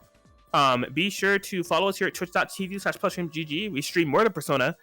We stream mad games at this point. Multiple Type of Mina, Grand Blue Fantasy Versus, Guilty Gear Strive, Killer 15, and newly Under Night and Birth, EX Under Night and Birth. There is a offline version of Tech Chase that's happening this Saturday in Riverside, California. If you're in the area, if you want to join us, we're going to be playing, of course, this game, Persona 4 Arena Ultimax will be there. But we will also be playing BlazBlue Cost Tag Battle and BlazBlue Central Fiction. Be sure to check out smash.gg/techchase Game Lab if you want to join us there for some Riverside, California action that's going on for the offline version of this tournament. Heatwave, that's our multiple type of Mina bi-weekly. Somebody asked about that earlier today. The next one for that should be happening on May 8th. For online. The next offline will also be at Riverside Game Lab in Riverside, California. It's happening on May 7th. That's going to be Grand Blue Fantasy Versus, multiple type of Mina, and just announced today, our Night and Birth will be joining that lineup as well for the Combo Breaker grind. So yeah, follow us here at PlusFramesGG if you want to be able to spectate all of that action. Join our Discord. We have a pretty active Discord as of late for a lot of people that are looking for multi-blood games. So if you want to game with that community or just stay up to date with all the tournament happenings that are happening with PlusFramesGG, you join there. Follow us on Twitter as well. YouTube VOD. We upload the VODs for YouTube for our tournaments. You can expect that this one will be up there. And yeah, we just greatly appreciate all the support, man. It was really nice that we were able to run this, and we're looking forward to running more Persona 4 Arena Ultimax events in the future. All right, yep, and that's gonna close it out. Thank you, everyone. I think Kraken Atkins had said everything we need to say. So, yeah, we'll finalize everything and hope to see you all again. Have a good night.